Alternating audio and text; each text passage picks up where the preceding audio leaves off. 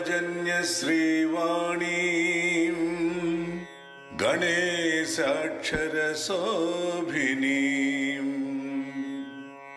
चतुर्वेदमयीं वन्दे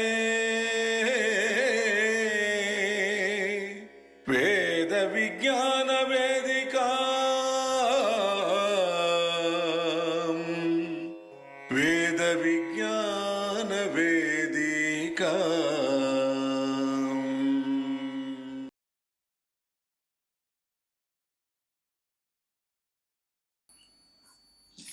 మీ అందరికీ ఆహ్వానంలో తెలియజేసిన విధంగా ఈరోజు రాజమండ్రి వాస్తవ్యులు హైదరాబాద్ నుంచి విచ్చేశారు. పండితులు సుప్రసిద్ధ శతావధాని ప్రవచనకర్త, అది కాకుండా బయోటెక్నాలజీలో పిహెచ్డి కూడా ఆయన డాక్టర్ తాతా సందీప్ శర్మ గారిని మనం ఆహ్వానించుకున్నాం. మనందరి కరతాళ ధ్వనులతో వారిని వేదిక వద్దకు వచ్చి ఉన్నతాసనం స్వీకరించవలసిందిగా మనందరి కరతాళ ధ్వనుల మధ్య కోరుతున్నాం.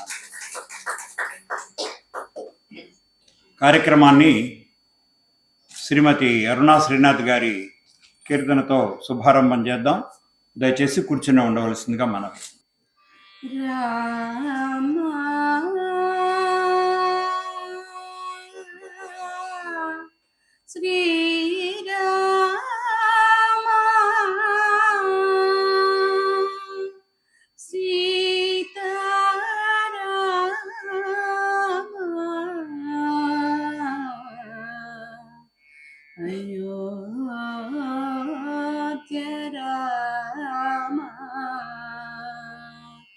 రఘుకుల సోమ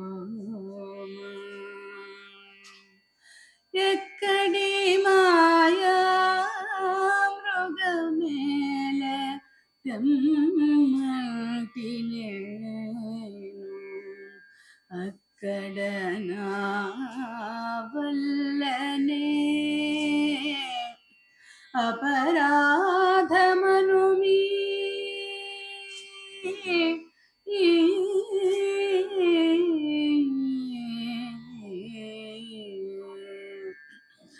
ఎక్కడి మాయా మృగమేళతం అంటే నేను అక్కడ నా వల్లనే అపరాధమను మీ ఎక్కడి మాయా మృగమేళతం అంటే నేను అక్కడ నా వల్లనే అపరాధమను మీ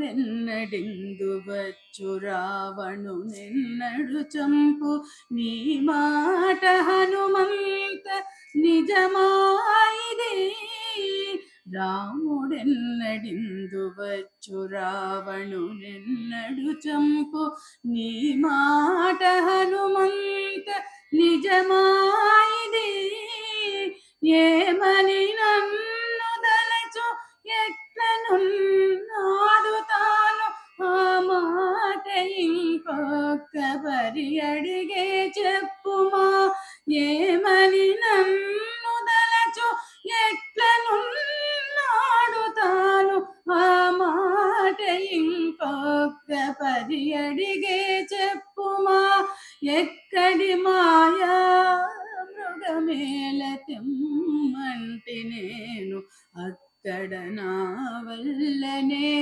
అపరాధమను మీ ఉంగరము పుట్టించెను ఉన్నదిగా కృపనాపై కంగిన పగెల్ల నీగి గైకొనె నన్ను ఉంగరము పుట్టించెను ఉన్నదిగా కృపనాపై కంగిన పగెల్ల నీగి కైగొనె నన్ను అంగుగ శ్రీ వెంకటాద్రి హరి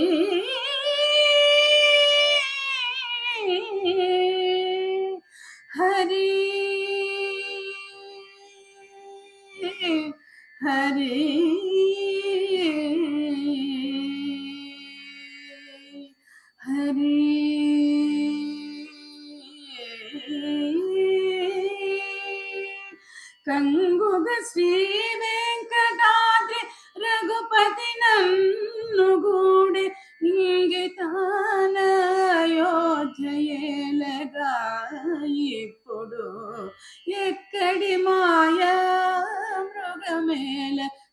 రమ్మంటి నేను అక్కడ నా వల్లనే అపరాధ మనుమీ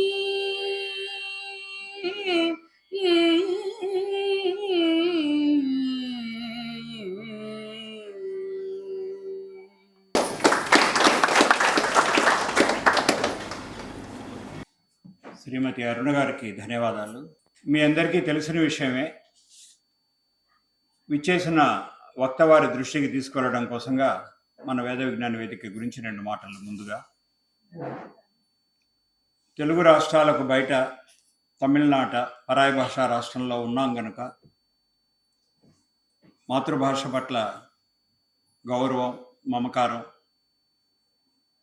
మాతృభాషలో ఉన్నటువంటి సాహిత్యంలోని మాధుర్యాన్ని ఆస్వాదించగలిగే ఆసక్తి, ఒకసారి ఆస్వాదించిన తర్వాతి తరం వాళ్లకు కూడా దాన్ని పదిలంగా అందజేసేయాలన్నటువంటి తపన, ఇంట్లో ఇంగ్లీష్లోనో అరవన్లోనో మాట్లాడుకుంటుంటే మనవాళ్ళు, మనవరాళ్ళు, కోడలు, కొడుకు కూడా సగం కొంచెం ఇబ్బందిగా ఉంటుంది కనుక ఇటువంటి పండితుల్ని మనం పిలిచి తెలుగు సాహిత్యం పైన చక్కటి కార్యక్రమాలు మనం ప్రతి నెల 2010 ఫిబ్రవరి మాసం నుంచి మనం నిర్వహించుకుంటూ వస్తున్నాం. అంటే రేపు 2026 ఫిబ్రవరి మాసంలో 16 సంవత్సరాలు పూర్తయి 16వ వార్షికోత్సవం జరుపుకోబోతున్నాం. మధ్యలో కొంతకాలం కరోనా వల్ల మనం నిర్బంధంగా ప్రపంచం అంతా స్తంభించింది, మనం కూడా ఆగిపోయాం. అంతవరకే అన్నమాట. 2010లో స్థానిక పండితులైనటువంటి ఆచార్య దేవెళ్ళ చెన్నికృష్ణయ్య గారి చేత ఆదికవి నన్నయ్య గారి సాహిత్యం పైన ప్రారంభించి ఒక క్రమం ప్రకారంగా తరతరాల తెలుగు కవిత అని దీనికి నామకరణం చేసుకొని ఈ శీర్షికకి ఒక కాలక్రమం ప్రకారంగా తెలుగు సాహిత్యంలో, ప్రాచీన సాహిత్యంలోనూ తదుపరి ఆధునిక సాహిత్యంలోనూ కూడా ఉన్నటువంటి విషయాలన్నింటినీ కూడా స్పృశించి కొంత అవగాహన చేసుకొని, ఒకరిద్దరు ఉపన్యాసకులు ప్రసంగించిన తర్వాత, సార్ మీరు చెప్పింది మాకు అర్థం కాలేదు, మేము తర్వాత వీడియోలో 4 సార్లు వేసుకొని చూసుకుంటామని కూడా చెప్పాల్సి వచ్చింది. అంటే ఆ స్థాయి మనకు అప్పటికి రాలేదు. ఇప్పుడు 16 ఏళ్ల వయసు వచ్చింది కనుక వచ్చింది ఇప్పుడు ఆ స్థాయి. అలా ఇప్పుడు ఈ రోజున 167వ ప్రసంగం చేయడానికి గాను అయ్యలరాజు రామభద్ర కవి రచించినటువంటి రామాభ్యుదయం కావ్యం పైన, ఆ కావ్య సౌందర్యం పైన మాట్లాడడానికి యువ పండితులు విచ్చేశారు. మనందరి తరఫున, వేద విజ్ఞాన వేదిక తరఫున, చెన్నై తెలుగు వారందరి తరఫున మన కరతాళ ధ్వనులతో మరొకసారి వారికి స్వాగతం. అలాగే విచ్చేసిన మీ అందరికీ కూడా, బయట వర్షంగా ఉన్నప్పటికీ ఈ కార్యక్రమం మీద, నా మీద మీకున్నటువంటి వాత్సల్యం కొద్దీ విచ్చేసిన మీ అందరికీ కూడా నేను స్వాగతం తెలియజేస్తూ నమస్కరిస్తున్నాను. పత్రికా మిత్రులు కూడా విచ్చేశారు, మీకు ప్రత్యేకంగా ధన్యవాదాలు, స్వాగతం తెలియజేసుకుంటున్నాను.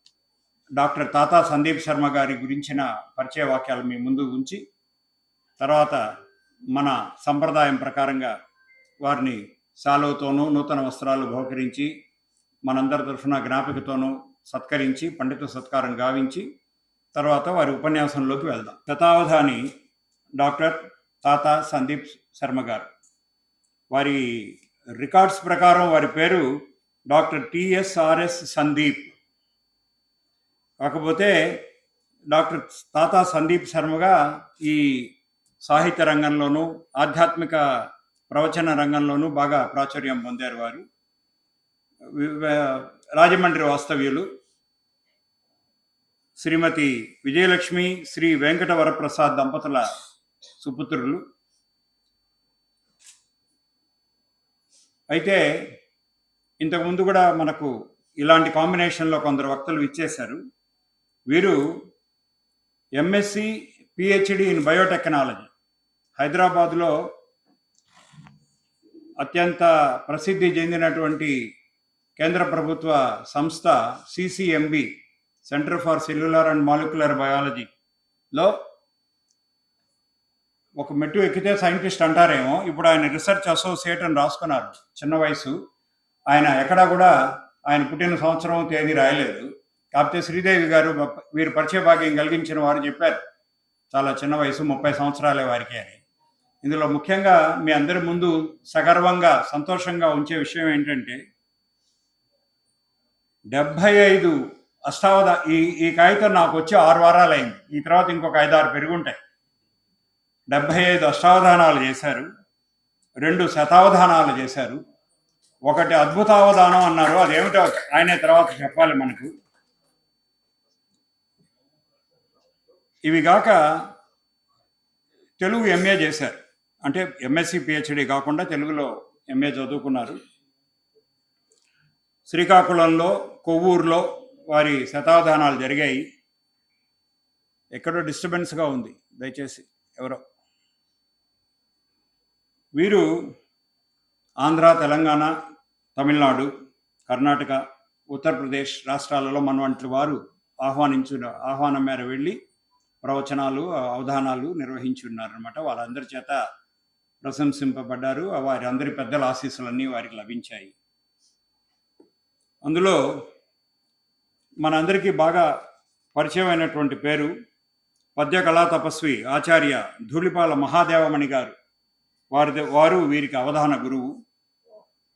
వీరి నాయనమ్మ గారు కీర్తిశేషులు తాతా పార్వతమ్మ గారు కవితా గురువు. అలాగే శాస్త్ర గురువు మహామహోపాధ్యాయ విశ్వనాథ గోపాలకృష్ణ గారు, రాజమండ్రి అండి. జననీ జనకుల పేర్లు చెప్పాను, విజయలక్ష్మి గారు, వరప్రసాద్ గారు. 30 ఏళ్ల వయసు, 75 అవధానాలు 6 వారాల కిందటికి చేశారు. 650 ఉపన్యాసాలు చేశారట. మరి ఉద్యోగం ఎప్పుడు చేస్తారు సార్ మీరు? 650కి పైగా, అంటే కొన్ని లెక్క పెట్టుకోలేదు, సాహిత్య, ఆధ్యాత్మిక, ధార్మిక ప్రవచనాలు చేశారు. హిందూ ధర్మం ఛానల్లో ధారావాహికంగా హరవిలాసం, ఆదిత్య హృదయం ఈ అంశాలపై 2 నెలల పాటు ప్రవచనం చేశారు. అన్నవరం, శ్రీశైలం, భద్రాచలం మొదలగు ప్రముఖ దేవస్థానాలన్నింటిలో కూడా ప్రవచనాలు, అవధానాలు చేశారు. 2024లో శ్రీశైలంలో బ్రహ్మోత్సవాలకు గాను 10 రోజుల పాటు అక్కడే ఉండి ప్రత్యక్ష వ్యాఖ్యానాలు చెప్పారు. అప్పటికి ఉద్యోగంలో చేరలేదేమో ఆయన. మన తమిళనాడులో శ్రీరంగం మహాక్షేత్రం శ్రీరంగంలో వారు మహాసుదర్శన యాగం నిర్వహిస్తే దాంట్లో వీరు ప్రవచనాలు చేశారన్న. వీరు అందుకున్నటువంటి ముఖ్యమైన సన్మానాలలో చెప్పుకోదగ్గవి, మనందరం మన సందీప్ గారు అని గర్వపడేటువంటి విషయాలు ఏంటంటే, మైసూరు దత్తపీఠాధిపతుల చేత స్వర్ణ కంకర సత్కారం పొందారు గణపతి నవరాత్రులలో. అలాగే ఇంతకుముందు మనం 2 పర్యాయాలు పిలుచుకొని ఉపన్యాసం పెట్టుకొని, ఒకసారి అష్టావధానం, ఒకసారి ఉపన్యాసం నిర్వహించుకున్న గరికపాటి నరసింహరావు గారు పక్కన పెద్ద హాల్లో చేసుకున్నాం. మీలో చాలామంది వచ్చి ఉండొచ్చు. అప్పుడు వారి సమక్షంలో వీరు చేసినటువంటి ఉపన్యాసానికో లేక అవధానానికో ఆయన మురిసిపోయి ఆయన చేతుకున్న అంగుళీకం తీసి వీరికి తొడిగి బహుకరించారు. నేను వీడియో కూడా చూశాను. వీరు ఇంత చిన్న వయసులోనే ఇప్పటిదాకా కాదు, అప్పటిదాకా 6 వారాల కిందటి దాకా 9 గ్రంథాలు రచించారు. అందులో సాహితీ సందీప్తి పద్య ఖండిక, శ్రీఖండ సందీప్తి విమర్శ, శతావధాన సందీప్తి శతావధాన పద్యాలు, పాదుకా పట్టాభిషేకం 3 గంటలలో అప్పటికప్పుడు చేసినటువంటి రచన చేసిన ఆసుకావ్యం చప్పట్లు కొట్టచ్చు. పాదుకా పట్టాభిషేకం 3 గంటల్లో రచన చేశారు. కవిత్రితయ రచన అంటే ఏందో మాకు తెలియదు సార్, తర్వాత మీరు మాట్లాడేటప్పుడు చెప్పండి. పీయూష సంభవం, వెంకటరమణ శతకం, గురుకృపార్ణవము, శ్రీరత్న గర్భ గణేష శతకము, అవధాన మణిద్వీపము. ఇవి గాక వారికి వచ్చినటువంటి అనేక బిరుదులలో కొన్ని మీ ముందు ఉంచుతాను, మనం సంతోషించాల్సిన విషయాలు కనుక. అది ఏ సంస్థ వాళ్ళు ఇచ్చారు, ఎవరు ఇచ్చారు అన్నది మనకు అనవసరం. వారికి వచ్చాయి, అవి కూడా ఉన్నాయి, కానీ అది వదిలేద్దాం. విద్యా వాచస్పతి, ప్రవచన బాదరాయణి, శతావధాన శరశ్చంద్ర, అవధాన అష్టాపద, అవధాన చింతామణి, అవధాన యువరాట్, అవధాన చతురానన, ఘంటావధాన ధురీణ, శతపద్య ధారణా ధురీణ, ఇవన్నీ కూడా ఇంకా చాలా ఉన్నాయి, కొన్ని మీ ముందు ఉంచాను. వారు అందుకున్న పురస్కారాలు ఇందాక మైసూరు పీఠాధిపతుల దగ్గర, గరికపాటి వారి దగ్గర అన్నది కాకుండా, ఆ సన్మానాలు కాకుండా పురస్కారాలు మొన్న మార్చి 31న ఉగాది నాడు ఆంధ్రప్రదేశ్ ప్రభుత్వం వారి ఆంధ్రప్రదేశ్ రాష్ట్ర ప్రభుత్వ ఉగాది పురస్కారం అవధాన రంగంలో వీరికి లభించింది. ఇంతకుముందు మాకు ఉపన్యాసకులుగా విచ్చేసిన వాళ్ళలో మరో ముగ్గురికి కూడా ఆ రోజు లభించిందండి. అంటే ఇక్కడికి వచ్చి వెళ్ళి ఆ స్థాయి వాళ్ళని మేము ఇంతకు ముందే ఆహ్వానించుకున్నాం, తర్వాతే చంద్రబాబు గారు గుర్తించారు. అదనమాట. కేవీఎస్ సాహిత్య ప్రతిభా పురస్కారం, spiritual scientist award, spiritual scientist award, మీరు వెళ్ళలేదు సరిగ్గా, శ్రీ గురు పురస్కారం, గురు పూర్ణిమ పురస్కారం, ఇవన్నీ కూడా 2015 నుంచి ఇప్పుడు దాకా వచ్చిన, అంటే తమ 20వ ఏట నుంచి 30వ ఏట వరకు వచ్చినవి. అది మనం గమనించాలి. గురు పూర్ణిమ పురస్కారం, ఆదికవి నన్నయ్య విశ్వవిద్యాలయం వారి ఉగాది సత్కారం పురస్కారం, గుంటూరు భారతీయ విద్యాభవన్ వారి పురస్కారం, JCI out standing young person award, Ushasri సంస్కృతి సత్కారం. వైజయంతి గారు వారు కూడా ఇక్కడ ఉపన్యాసం చేశారు. ఇంతకుముందు ఇక్కడ సాక్షులు పనిచేసేవారు, సుబ్రహ్మణ్యం గారు ఫ్రీలాన్స్గా చేసేవారు. వారి చేత వారి తండ్రి గారి సాహిత్యం మీదనే మేము ప్రసంగం 8-10 ఏళ్ళు అయిపోయింది చేయించాం. అప్పుడు మీరు స్కూల్లో ఉండుంటారు. నోరి నరసింహ శాస్త్రి గారి పురస్కారం, ఇవన్నీ కూడా వారికి అందాయి అన్నమాట. శృంగేరి జగద్గురువులు, కంచి, కుర్తాళం, పుష్పగిరి, దత్తపీఠం, రామానుజ, విజయదుర్గ, ఉమరాలీష, ఈ పీఠాధిపతులందరూ కూడా వీరి ప్రతిభని, వీరి పాండిత్యాన్ని, వీరి ప్రజ్ఞను గుర్తించి ప్రశంసించి ఆశీర్వదించారు. అలాగే పూర్వ ఉపరాష్ట్రపతి, సుప్రీంకోర్టు న్యాయమూర్తి, ఉప ముఖ్యమంత్రి, అనేక మంత్రులు, స్పీకర్లు, వైస్ ఛాన్సలర్లు, వీరందరి చేతుల మీదుగా ఎన్నో సత్కారాలు అందుకున్నారు.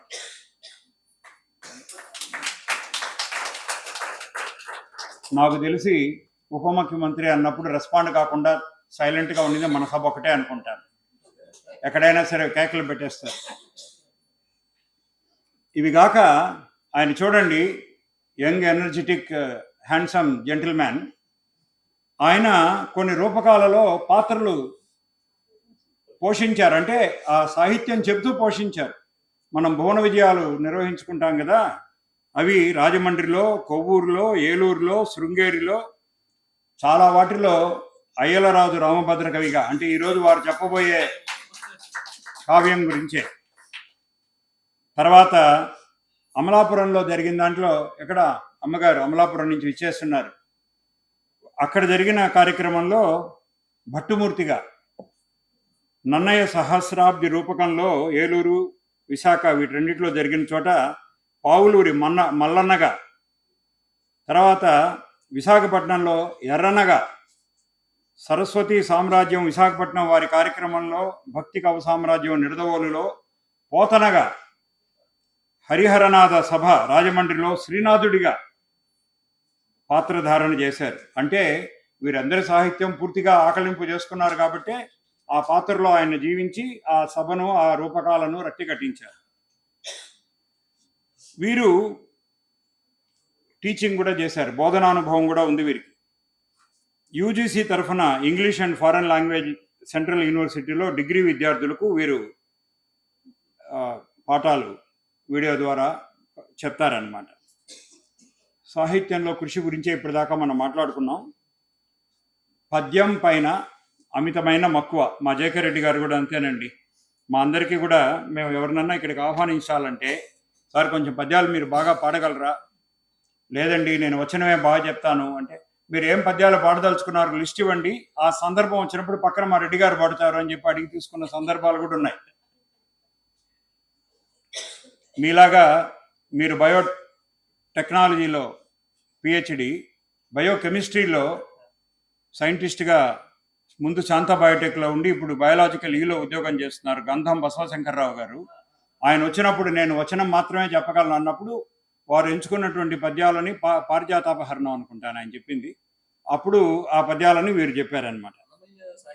అన్నమీద సాహిత్యం మీద ఆయన చేస్తారు. మాకు ఇప్పటికే చాలా మంది మాట్లాడేశారు, మాకు వేరే ఏదైనా కావాలని అడిగి తీసుకున్నాం అనమాట.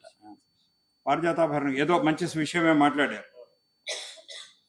వీరు రాసినటువంటి సాహిత్య ఆధ్యాత్మిక వ్యాసాలు అనేక పత్రికలలో ప్రచురితమైనాయి. ప్రాచీన సాహిత్యాన్ని, అవధాన విద్యను నేటి సమాజానికి అవసరమైనట్టుగా అందించాలన్నది వారి తపన, వారి కృషి. Achievements in science, best oral presentation award in 2021 మన తంజావూరు, మన రైస్ బౌల్ తంజావూరులో గ్లోబల్ రైస్ కాన్ఫరెన్స్ అనేది జరిగిందట 2021లో, 4 ఏళ్ల కిందట. దాంట్లో వీరి ప్రజెంటేషన్కి బెస్ట్ ప్రజెంటేషన్ అవార్డు వచ్చిందట. అంటే ప్లాంట్ బయాలజీ మీద వారి స్పెషాలిటీ. అలాగే Punjab is another place where rice is formed, cultivated maximum. అక్కడ జస్ట్ అని చెప్పి ఒక అగ్రికల్చరల్ మ్యాగజైన్ ఉందట, దానికి చీఫ్ ఎగ్జిక్యూటివ్ ఎడిటర్గా వారు చేశారట. భారతీయ విజ్ఞాన మండలిలో వారు ప్రస్తుతం ఎగ్జిక్యూటివ్ కమిటీ మెంబర్గా సేవలు అందిస్తున్నారు.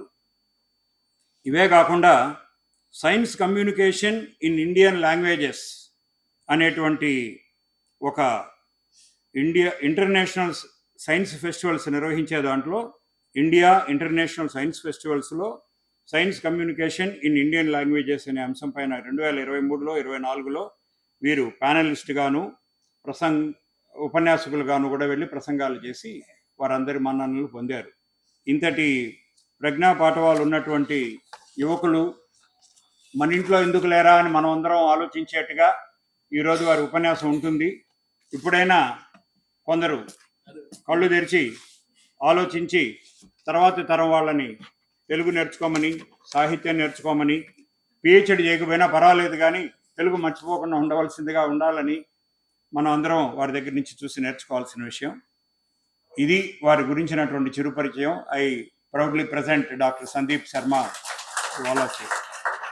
ఇప్పుడు వారిని మనం సత్కరించుకొని కార్యక్రమంలోకి వెళ్దాం. మిత్రులు, శ్రేయోభిలాషి ఆదినారాయణ రెడ్డి గారిని ముందుకు వచ్చి మనందరి తరఫున వారిని సాలువతో సత్కరించమని, అలాగే వారి పరిచయ భాగ్యం కలగజేసిన శ్రీదేవి గారు, రమేష్ గారు దంపతులు మనందరి తరఫున వారికి వస్త్ర బహుకరణ చేయమని, నూతన వస్త్రాలు బహుకరించమని. మా రెడ్డి గారు ఈరోజు అందుబాటులో లేరు కనుక నేను వారికి జ్ఞాపికను బహుకరించాలని కోరుకుంటున్నట్లుగా మీకు తెలియజేస్తూ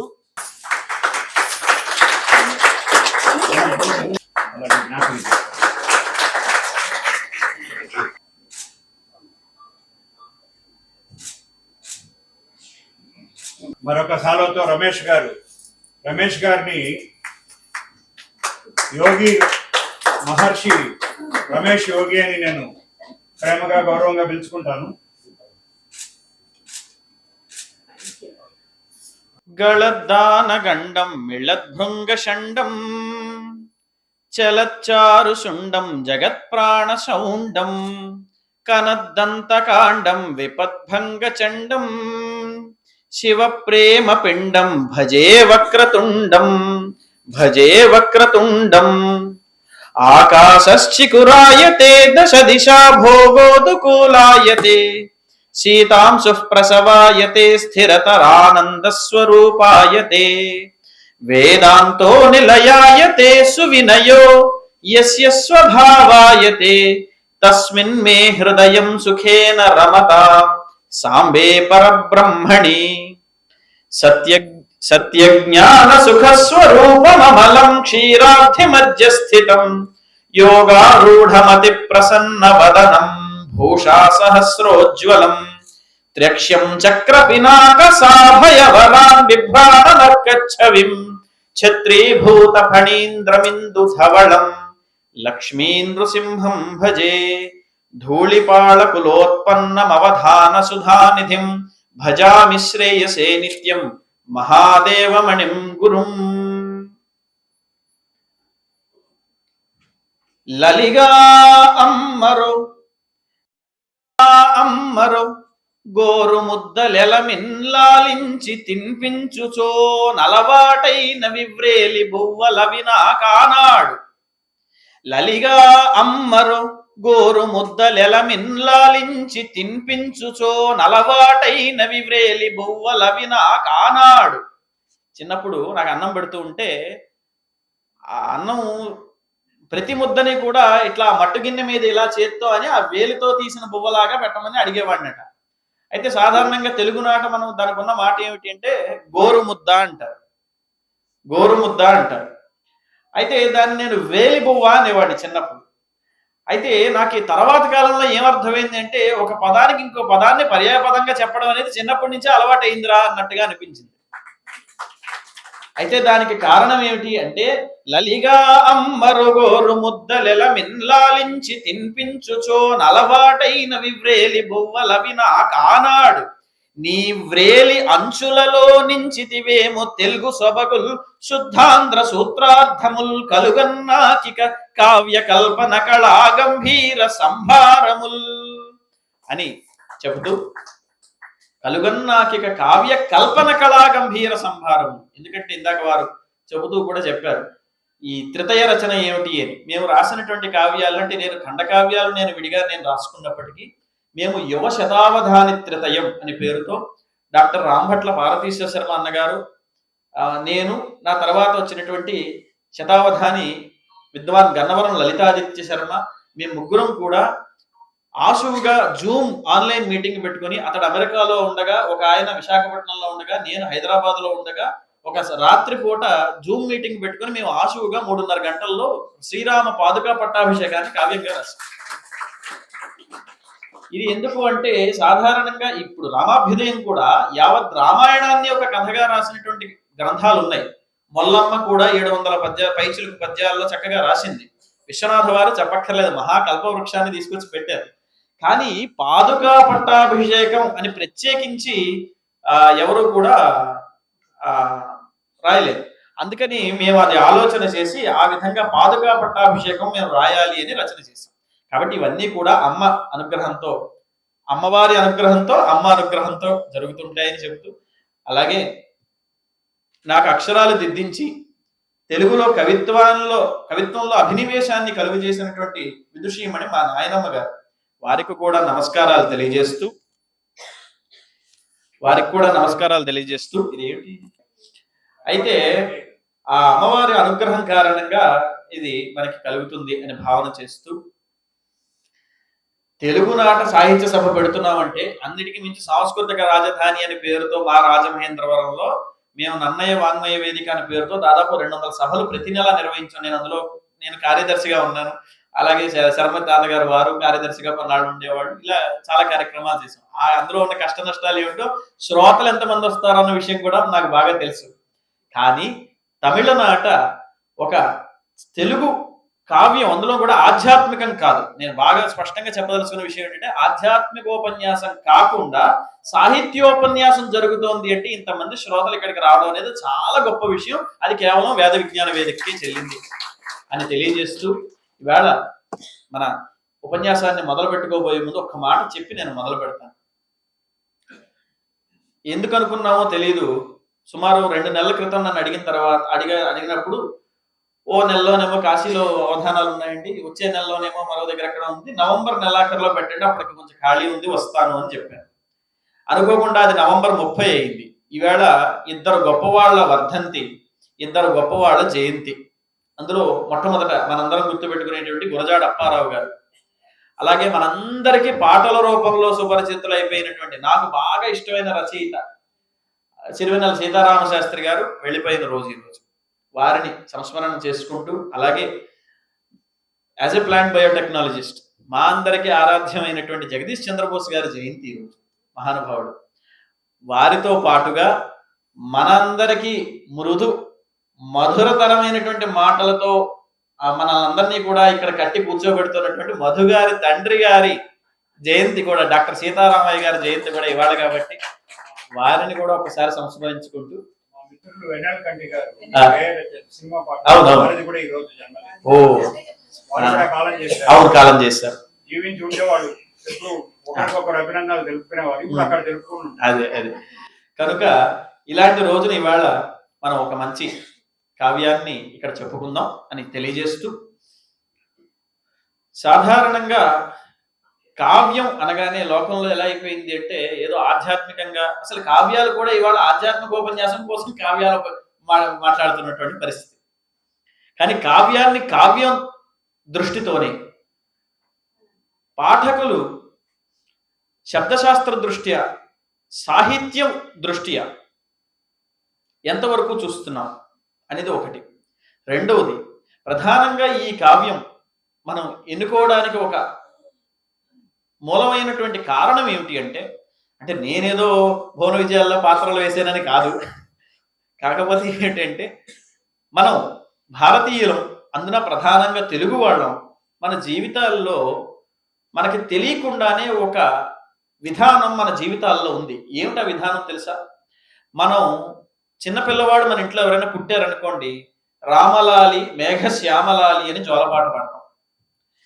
అలాగే చాలా మంది రామకృష్ణను, రామసుబ్బారావును, రామచంద్రను, రామను, భార్గవరామో, అభిరామో ఏదో రామని పేరు పెడుతుంటారు. నాకు కూడా శ్రీనివాస రమా సత్య సందీప శర్మను ఉపనయనానంతరం మార్చారు.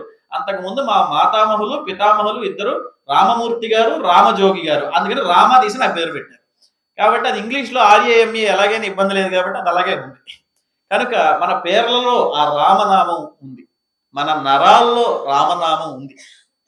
తర్వాత మన ఇంట్లో ఏదైనా శుభకార్యం జరుగుతోంది అనుకోండి, లేకపోతే ఎవరికైనా పెళ్లి చేయాలనుకోండి, సీతారాముల కళ్యాణం చూతమురారండి అని పాట పాడతాం. అలాగే మన జీవితంలో ఎప్పుడైనా కష్టాలు నష్టాలు వచ్చాయనుకోండి, ఏదో బాధపడుతున్నాం అనుకోండి, అన్నమో రామచంద్ర అన్నాడు అంటారు. అదే అన్నమో కృష్ణచంద్ర అని ఎవరు అనరు, అన్నమో రామచంద్ర అన్నాడు అంటారు. ఇలా అనేక సందర్భాల్లో మన జీవితంలో ప్రతి చోట కూడా ఈ రామ శబ్దం, రామనామం, రాముని యొక్క అడుగుజాడలు, రాముని యొక్క నడవడిక మన జీవితాలతో పెనవేసుకుపోయింది అవినాభావ సంబంధంగా. పైగా అక్కడ ఇంకో మాట, శాస్త్రకారులు కూడా మాట చెప్తారు, సిద్ధాంత శిఖామణిలో మాట ఉంటుంది, సమవాయ స్వరూపయ అంటారు. సమవాయ స్వరూపం అంటే ఏంటంటే పంచదార నుంచి తీయదనాన్ని వేరు చేయలేకుండా ఎలా ఉంటే దాని సమవాయ సంబంధం అంటారు. పంచదార ఉందనుకోండి, పంచదార వేరుగా తీయదనం వేరుగా ఉండవు కదా. అలా రామనామం అనేది మన జీవితంలో అలా ఉండిపోయింది. ఎంతవరకు ఉండిపోయిందంటే పుట్టిన దగ్గర నుంచి చిట్ట చివరి వెళ్ళిపోయేటప్పుడు కూడా రామ్ రామ్ సత్యహై అనే పంపిస్తారు. కాబట్టి మన జీవితం అంతా కూడా రాముడి కథతో పెనవేసుకుని ఉంది అని చెప్పడానికి ఇదే ఒక ఉదాహరణ. అయితే ఇటువంటి రాముడి కథని ఎన్నిసార్లైనా చెప్పచ్చు, ఎంతమంది అయినా చెప్పచ్చు. కానీ ప్రతి ఒక్కళ్ళు వాళ్ళ వాళ్ళ యొక్క ప్రతిభా విశేషాన్ని బట్టి, వాళ్ళ యొక్క పాండిత్య గరిమని బట్టి ఆ కావ్యాన్ని వాళ్ళు రాస్తూ ఉంటారు, లేదా ఆ కథని వాళ్ళు రాస్తుంటారు, ఆ ఉపన్యాసాన్ని వాళ్ళు చేస్తూ ఉంటారు. ఈ విధంగా ఉంటుంది. అందులో మొట్టమొదటిగా మనకి బాగా ప్రధానంగా కనిపించే అంటే ఆదికవి వాల్మీకి రామాయణం మనందరికీ ప్రమాణంగా కనిపించినను, తెలుగులో చాలా రామాయణాలు వచ్చాయి. ఆ వచ్చిన మొదట్లో మనకి రంగనాథ రామాయణం, భాస్కర రామాయణం ఇలాంటివి చాలా ప్రసిద్ధంగా ఉన్నాయి. అయితే మన తెలుగు కావ్యాల్లో, అందులో తెలుగు ప్రబంధాలలో రామకథగా విరాజిల్లినటువంటివి ఒకనొక గొప్ప ప్రబంధరాజం ఏమిటి అంటే అది అయ్యలరాజ రామభద్ర కవి విరచితమైనటువంటి రామాభ్యుదయ ప్రబంధం. అయితే ఈ రామాభ్యుదయం ఏమిటి ప్రత్యేకం? సాధారణంగా ప్రబంధ సాహిత్యం అనగానే మన వాళ్ళకి చాలా ఇష్టం. ఎందుకు ఇష్టం అంటే కృష్ణదేవరాయల వారి కాలంలో 16వ శతాబ్దంలో ప్రబంధ రచన సాగినంతగా మిగతా చోట్ల జరగలేదు అన్నది అందరికీ జగద్విదితమైనటువంటి అంశం. అయితే ఆ కావ్యాల్లో కూడా మనకి చాలా ప్రజాబాహుళ్యంలో ప్రచారంలో ఉన్నవి మనుచరిత్ర, వసుచరిత్ర, పారిజాతాపహరణము మొదలైనటువంటివి. ఇంకా కొంచెం ముందుకు వెళితే దూర్జటి గారి కాళహస్తి మహాత్మ్యము, ఇలాంటి పాండురంగ మహాత్మ్యం కూడా కొంతమంది చెప్తూ ఉంటారు. ఇంకా కొంచెం కఠినంగా చెప్పేవాళ్ళు ఉంటే, కాస్త కఠినంగా వాళ్ళు పరిశ్రమ చేసి చెప్పేవాళ్ళు వసు చరిత్రని సంగీతాత్మకంగా చెప్పిన వాళ్ళు ఉన్నారు. కానీ చిత్రం ఏమిటంటే అటు రాజశేఖర చరిత్రని ఇటు రామాభ్యుదయాన్ని ఎవరో కూడా ముట్టుకోవటం లేదు. దానికి ఏమిటి కారణం అని నాకు అనిపించి చాలాసార్లు నేను ఆలోచించాను. నాకు అప్పుడు అనిపించింది కాస్త చమత్కారం, ఎందుకంటే రామాభ్యుదయం నిండా చమత్కారాలే మెండు. కాబట్టి చమత్కారంగా నాకు ఓ మాట ఏమనిపించిందంటే, రామాభ్యుదయ కావ్యాన్ని ఇలా తీసి మనం ఎదురకుండా పెట్టుకున్నాం అనుకోండి, గోదావరి జిల్లాలకి కొత్త పెళ్లి కొడుకు లేదా కొత్త అల్లుడు గోదావరి జిల్లాలకి గనక పండక్కి పెద్ద పండక్కి విందుకు వస్తే వాడి పరిస్థితి ఎలా ఉంటుందో రామాభ్యుదయాన్ని ఎదురుకుండా పెట్టుకున్న పాఠకుడి పరిస్థితి ఆ విధంగా ఉంటుంది అని నాకు అనిపించింది. ఎందుకంటే ఓ 100 రకాల ఆహార పదార్థాలు పెడతారు, ఓ 20 రకాల స్వీట్లు పెడతారు, ఒక 30 రకాల కూరలు పెడతారు, జ్యూసులు, ఇంకా మా ఊళ్ళో రోజు మిల్క్ ఇలాంటివన్నీ కూడా పెడుతుంటారు. ఇన్ని పెట్టిన తర్వాత ఏది తినాలో తెలియదు, అన్ని బాగుంటాయి. మంచి బంగాళదుంపలు, గుత్తి వంకాయ, బెండకాయ ఏం పెట్టినా బాగుంటుంది, ఏదైనా బాగుంటుంది. కానీ ఏది తినాలో మనకు తెలియదు, అంత ప్రతిదీ ముట్టుకుంటే రుచిగా అనిపిస్తుంది. అలాంటిది రామాభ్యుదయ కావ్యం. అందులో రామాభ్యుదయం అని శీర్షిక పెట్టాడు ఆయన. అందులో చిత్రమైన విషయం ఏమిటి తెలుసా? రామాభ్యుదయం అన్న దానికి ఆ శీర్షికకి మూలం ఏమిటి అని ఆలోచిస్తే, సుందరకాండలో మనందరం కూడా సుందరకాండ పారాయణలు అవి చేస్తుంటాం. ఆ సుందరకాండలో ఒక మాట ఉంది. ఏమిటి అంటే, తతస్స చింతయామాస ముహూర్తం కపికుంజర, తతస్స చింతయామాస ముహూర్తం కపికుంజర, తతస్తస్మిన్ గిరిశృంగే రామస్యాభ్యుదయే రతః అని ఒక మాట ఉంది. అక్కడ నిలబడి ఆ అశోకవనం దగ్గరికి సమీపిస్తున్న సందర్భంలో అక్కడ నిలబడి ఆంజనేయ స్వామి వారు చూస్తున్నారు. చూస్తూ ఏం చేస్తున్నారు? తతస్స చింతయామాస, ఒక ముహూర్తం పాటు ఆయన అక్కడ నిలబడి ఆలోచిస్తున్నారు. ఓహో, ఈ సముద్రం ఏమిటి, లంక ఏమిటి, కథ ఏమిటి, ఇదంతా కూడా ఆలోచిస్తూ ఉండగా అక్కడ ఆయన ఎలా ఉన్నాడు అంటే, రామస్య అభ్యుదయే రతః, రామునికి మంచి ఉదయాన్ని, అభ్యుదయము అంటే మేలుకొలుపు అంటాం మనం, మంచి తరుణం కలగడం కోసం ఆ కార్యం మీద రక్తిని కలిగినటువంటి వాడై ఉన్నాడు. కాబట్టి రామస్యాభ్యుదయే రతః అని అక్కడ మహర్షి వాల్మీకి రచన చేశారు. కనుక దాన్ని మూలంగా తీసుకుని రామభద్రుడు రామాభ్యుదయం అని శీర్షిక పెట్టాడా అనిపిస్తుంది. 8 ఆశ్వాసాల ప్రబంధమైనటువంటి రామాభ్యుదయంలో 1825 గద్య పద్యాలతో చాలా గొప్ప కావ్యంగా మనకు అందించాడు. అయితే ఒక్కొక్కసారి ఏమవుతుందంటే, తేనె మన ఇంట్లో ఒక డ్రమ్ముడు గంగాళంలో నిండగా తేనె ఉంది కదా అని ఆ తేనంతా మనం తాగేస్తే కూడా మనకు అది కొంచెం ఇబ్బందిగా అనిపిస్తుంది. బహుశా అలాంటి ఇబ్బంది తెలుగు ప్రజలకు కలిగిందో ఏమిటో, ఇన్ని అలంకారాలు, ఇన్ని కవితా సౌందర్యాలు, ఇన్ని చమత్కారాలు మేము అందుకోలేములేని ఆయన అని అలాగే ఈ కావ్యాన్ని పక్కన పెట్టేశారేమో అనిపిస్తూ ఉంటుంది. అయితే ఈ రామాభ్యుదయంలో ప్రతి పద రసాన్వితముగా చాలా గొప్పగా ఆయన మనకు అందించాడు. అయితే ఇక్కడ ఇంకొక మాట ఏమిటంటే, ఎలాగో కావ్యంలో మనం అది చెప్పుకుంటూ ఉందాం. అయితే ఏమిటంటే, ఈ సాహిత్య చరిత్రకారుల్లో ఒక చిత్రమైనటువంటి ఒక వివాదం వచ్చింది. ఏమిటి అంటే, ఈ రామాభ్యుదయం రావడానికి ముందు, అంటే పైగా ఈయన రామాభ్యుదయాన్ని కృష్ణదేవరాయల వారికి అంకితం చేయలేదు, గొబ్బూరు నరసరాజుకి అంకితం చేశాడు, అళిరామరాయల యొక్క అల్లుడితం. అయితే చిత్రమైన విషయం ఏంటంటే, సాహిత్య చరిత్రకారులందరూ కూడా ఈ రామభద్రుడు ఏ రామభద్రుడు అని లెక్క పెట్టడంలో కొంతమంది ఈయన పుత్తేటి రామభద్రుడు అన్నారు, కొంతమంది ఏమో రామభద్రుడు అన్నారు, కొంతమంది అయ్యలరాజు అన్నారు. ఇవన్నీ బాగానే ఉన్నాయి, సరే. కానీ దీనికంటే ముందు సకల కథా సార సంగ్రహం అని ఒక గ్రంథం వచ్చింది. అది రాసిన వాడు కూడా రామభద్రుడే. అయితే ఆ రామభద్రుడు ఈ రామభద్రుడు ఒకడేనా అని వివాదం వచ్చింది. అయితే సాహిత్య చరిత్రకారులు కందుకూరి వారు, తర్వాత కొమర్రాజు లక్ష్మణరావు గారు ఇత్యాదులైనటువంటి వాళ్ళేమో వాళ్ళిద్దరూ ఒకటేనని, లేదు వాళ్ళు భిన్నులని ప్రధానంగా రామాభ్యుదయం మీద పరిశోధన చేసి సిద్ధాంత గ్రంథాన్ని సమర్పించినటువంటి కొత్తపల్లి విశ్వేశ్వర శాస్త్రి గారు మొదలైనటువంటి పండితులు, ఆరుద్ర గారు, సమగ్రాంధ్ర సాహిత్యం రచన చేసిన ఆరుద్ర గారు, వీళ్ళు భిన్నులని, ఎందుకు భిన్నులు అన్నదానికి కూడా వాళ్ళు ప్రమాణాలు చూపించారు. అయితే చిత్రమైన విషయం ఏమిటంటే, సకల కథా సార సంగ్రహంలో పద్యాలు పేలవంగా ఉంటాయి, రామాభ్యుదయంలో పద్యాలు ప్రౌఢంగా ఉంటాయి. ఇప్పుడు పేలవంగా ఉన్నాయి కాబట్టి అది ఆయన రాయలేదని చెప్పలేము. ఎందుకంటే ఉదాహరణకి మనమే ప్రాథమిక దశలో చేసిన రచనకి, ప్రౌఢ దశలో చేసిన రచనకి మనకే తేడా కనిపిస్తుంది, ఆనాటిగా తేడా కనిపిస్తుంది కదా. కాబట్టి అందుకని ఈ భిన్నవాదులు, ఐక్యవాదులు వీళ్ళు ఇలా చెప్తున్నా, మనందరికీ కూడా శబ్దరత్నాకరం అందించినటువంటి బహుజనపల్లి సీతారామాచార్య గారు లాంటి వాళ్ళు, బాబు ఈ వాదాలన్నీ వద్దయా, నేను తటస్థంగా ఉంటాను, మనం కూడా హాయిగా కావ్యాన్ని ఆస్వాదిద్దామని చెప్పాడు. ఎవరైతే ఏముంది, రామభద్రుడు రాశాడు, ఆ కావ్యాన్ని మనం ఆస్వాదిద్దాం, ఆ కావ్య సౌందర్యాన్ని మనం పట్టుకుందాం, కావ్య ఆత్మని మనం పట్టుకుందాం అని వారు చెప్పారు. కాబట్టి ఈ విధంగా ఈ రామాభ్యుదయానికి సంబంధించిన కొన్ని ముందు మాటలు చెప్తూ, మద్రాసు నగరంలో ఉండి మనం ఈ ఉపన్యాసం చేసుకుంటున్నాం కాబట్టి ఇక్కడ ఒక్క మాట చెప్తాను. రామాభ్యుదయ కావ్యం యొక్క వ్రాత ప్రతి దొరకకపోతే 200 ఏళ్ల క్రితం ఇక్కడ ప్రాచ్యలిఖిత గ్రంథాలయంలో ఎంతో కష్టపడి చినిగిపోతున్నటువంటి తాటి ఆకులను కూడా బయటకు తీసి రామాభ్యుదయం యొక్క శుద్ధ ప్రతిని వ్రాత ప్రతిని తయారు చేసి ఈవేళ ఈ రోజు మనం ఇలా ఉపన్యాసం చెప్పుకొని ఆ కవిత్వాన్ని ఆస్వాదిస్తున్నాం అంటే దానికి మూల కారణమై మనందరికీ కూడా సహకారం అందించినటువంటి మహానుభావుడు సిపి బ్రౌన్ గారు. నేటికి సుమారు 200 ఏళ్ల క్రితం ఇదే మద్రాసు ప్రాంతంలో ఎక్కడెక్కడ ఎవరి దగ్గర తాళపత్రాలు ఉన్నాయో ఏరుకొని తెచ్చి పండితుల చేత పరిష్కారం చేయించి శుద్ధ వ్రాత ప్రతిని తయారు చేసి ఇక్కడ పెడితే తర్వాత దాన్ని 100 ఏళ్ల క్రితం సుమారు 1915 ఆ ప్రాంతంలో వావిళ్ళ వారు ముద్రిస్తే అందున కూడా దోషాలు ఉన్నాయని మళ్ళీ నీలకంఠ దీక్షితులు గారు మొదలైనటువంటి వాళ్ళందరూ కూడా పూనుకొని చేస్తే ఈవేళ మనకు లభ్యమవుతున్నది కందుకూరు రామకృష్ణ సూర్యనారాయణ గారు వాళ్ళ సోదరులు రాసినటువంటి రామాభ్యుదయం యొక్క వ్యాఖ్యత సరస భాస్కరి వ్యాఖ్యతో ఒకే ఒక్క పుస్తకం లభ్యమవుతోంది. ఇది తప్ప ఇది విశ్వేశ్వర శాస్త్రి గారి సిద్ధాంత గ్రంథం తప్ప ఇంకా ఏది కూడా ఈ భూమి మీద లేవు ఆ వ్రాత ప్రతి. ఇప్పుడు ఈ కావ్యం ఎందుకు అంత గొప్పది అనే అంశంలోకి ఒకసారి మనం ముందుకు వెళదాం.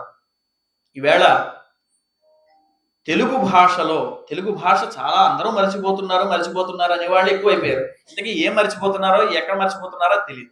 రెండోది, తెలుగు భాష తీయనిది మా నుంచి ఎవరు తీయనిది అని చెప్పేవాళ్ళు చాలా మంది ఎక్కువైపోయారు. ఎలా తీయనిదో చెప్పేవాళ్ళు లేరు. అది చిత్రం.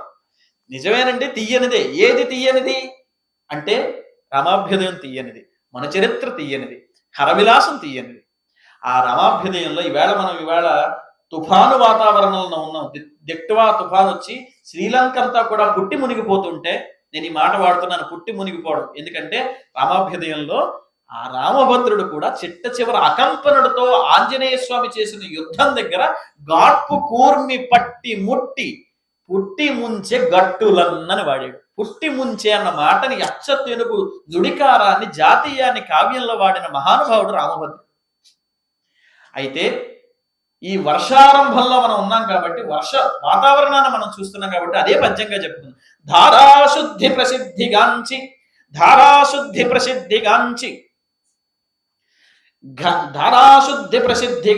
ఘన శబ్దస్ఫూర్తి వర్తిల్లగా తోరంబైన రసస్థితిన్ తరల విద్యున్మాలికా లక్షణోదారంబైక విసేవ్యమై వన మయూరారూఢి ప్రాపించి వర్షారంభంబు ప్రబంధమట్ల అఖిల పద్యాందగన్ అన్నాడు. ఇది వర్ష ఋతువుని వర్ణిస్తూ ఉన్న సందర్భంలో రామభద్రుడు చేసినటువంటి రచన. నిజానికి వర్ష ఋతువును అందరూ వర్ణించవచ్చు. ఏమిటి, చినుకు వెనక చినుకు పడింది, వర్షం ఏదో నీరు వెనక నీరు వచ్చింది, మా మోకాళ్ళ దాకా నీళ్లు తడిచిపోయి కాలువలన్నీ ఇళ్లలోకి వచ్చి, ఇది కవిత్వం. ఇవాళ రేపు అదే వస్తున్నాయి. వార్తాపత్రికల్లో ఉన్న వాక్యాన్ని అటు ఇటు తిప్పితే కవిత్వం అయిపోయినటువంటి రోజుల్లోకి వచ్చాం మనం. అలాంటి పరిస్థితుల్లో రామభద్రుడు చెప్తున్న ఆ కవిత్వాన్ని చూడండి. ధారాశుద్ధి ప్రసిద్ధిగాంచి, చక్కటి ధారాశుద్ధితో వర్షం పడుతోంది. ధారాశుద్ధి ప్రసిద్ధిగాంచి ఘన శబ్దస్ఫూర్తి వర్తిల్లగా, వర్షం వచ్చే ముందు ఏమొస్తుంది, ఉరుములు మెరుపులు వస్తాయి. ఇక్కడ ఒక మాట గుర్తొస్తుంది. నేను ఎప్పుడు చాలా ఉపన్యాసాల్లో నేను చెప్పాను, కాళిదాస్ అంటే చాలా ఇష్టం. కాళిదాసు అటు మేఘ సందేశాన్ని ఇటేమో కుమార సంభవాన్ని కూడా రాస్తాడు. అక్కడ మాట రాస్తాడు, హిమవంతుడు దగ్గరికి సప్తర్షులు వచ్చినప్పుడు మీరందరూ గొప్పవాళ్ళు, మీ అంత గొప్పవాళ్ళు మా ఇంటికి రావడం అంటే నాకు చాలా ఆనందంగా ఉందయ్యా. ఎలా ఉంది తెలుసా, అపమేఘోదయం వర్షం అదృష్ట కుసుమం ఫలం అతర్కితోపన్నం బో దర్శనం ప్రతిభాతివి అన్నాడు. అపమేఘోదయం వర్షం వస్తుందంటే మేఘం పట్టాలి అంటే సూచన. అతర్కితో అపమేఘోదయం వర్షం అదృష్ట కుసుమం ఫలం. ఒక పండు అక్కడ తయారవ్వాలంటే దాని ముందు పూత రావాలి. పూత వచ్చింది అంటే మామిడి పండు వస్తాయరా అని మనం వెంటనే ఆలోచన వస్తుంది. కానీ పూత లేకుండా ఫలం వచ్చినట్టు, మేఘం లేకుండా వర్షం కురిసినట్టు, సూచన లేకుండా మీ యొక్క రాక అనేది నాకు గొప్ప అదృష్టాన్ని కలిగించింది అన్నాడు కాళిదాసు. అలా ఘన శబ్ద స్ఫూర్తి వర్తిల్లగా, అంటే వర్షం రావాలంటే ముందు శబ్దం రావాలి, ఉరుము రావాలి. ఘన శబ్ద స్ఫూర్తి వర్తిల్లగా తోరంబైన రసస్థితి, కావ్యం రసప్రధానంగా ఉంటుంది. అయితే కొంతమంది ఇక్కడ చిత్రమైనటువంటి ప్రశ్న వేస్తారు, కావ్యం ధ్వని ప్రధానం అంటారు కదండి, రసప్రధానం ఎలా అయింది? అయితే ఆనందవర్ధనుడు ఆ ధ్వనిలోనే మళ్ళీ 3 రకాలు చెప్పాడు. సంస్కృతాచార్యులు కూడా ఉన్నారు కాబట్టి ఆనందవర్ధనుడు ధ్వనిలో వస్తుధ్వని, అలంకార ధ్వని, రసధ్వని అని చెప్పాడు. అయితే కావ్యానికి ఆత్మ ఏమిటి? కావ్యానికి ఆత్మ ఒకటే ఉండాలి కదా, ఏకాత్మ అయి ఉండాలి. మరి నువ్వు 3 కథలు ఎలా చెప్తున్నావు? లెక్క వస్తువు అంటున్నావు, అలంకారం అంటున్నావు, రసం అంటున్నావు. అంటే ఈ వస్తువు అలంకారము కలిసినటువంటి ధ్వని ఏదైతే ఉందో ఈ రెండు కూడా రసధ్వని పతాక స్థాయిలో నిలబడడానికి దోహదపడతాయ్యా అని చెప్పాడు. అంటే చిట్ట చివరికి మిగిలేది ఏమిటి? రసమే ప్రధానం. కాబట్టి తోరంబైన రసస్థితిని, అక్కడ రసస్థితిని అంటే రసగుణం కలిగినటువంటిది జలం.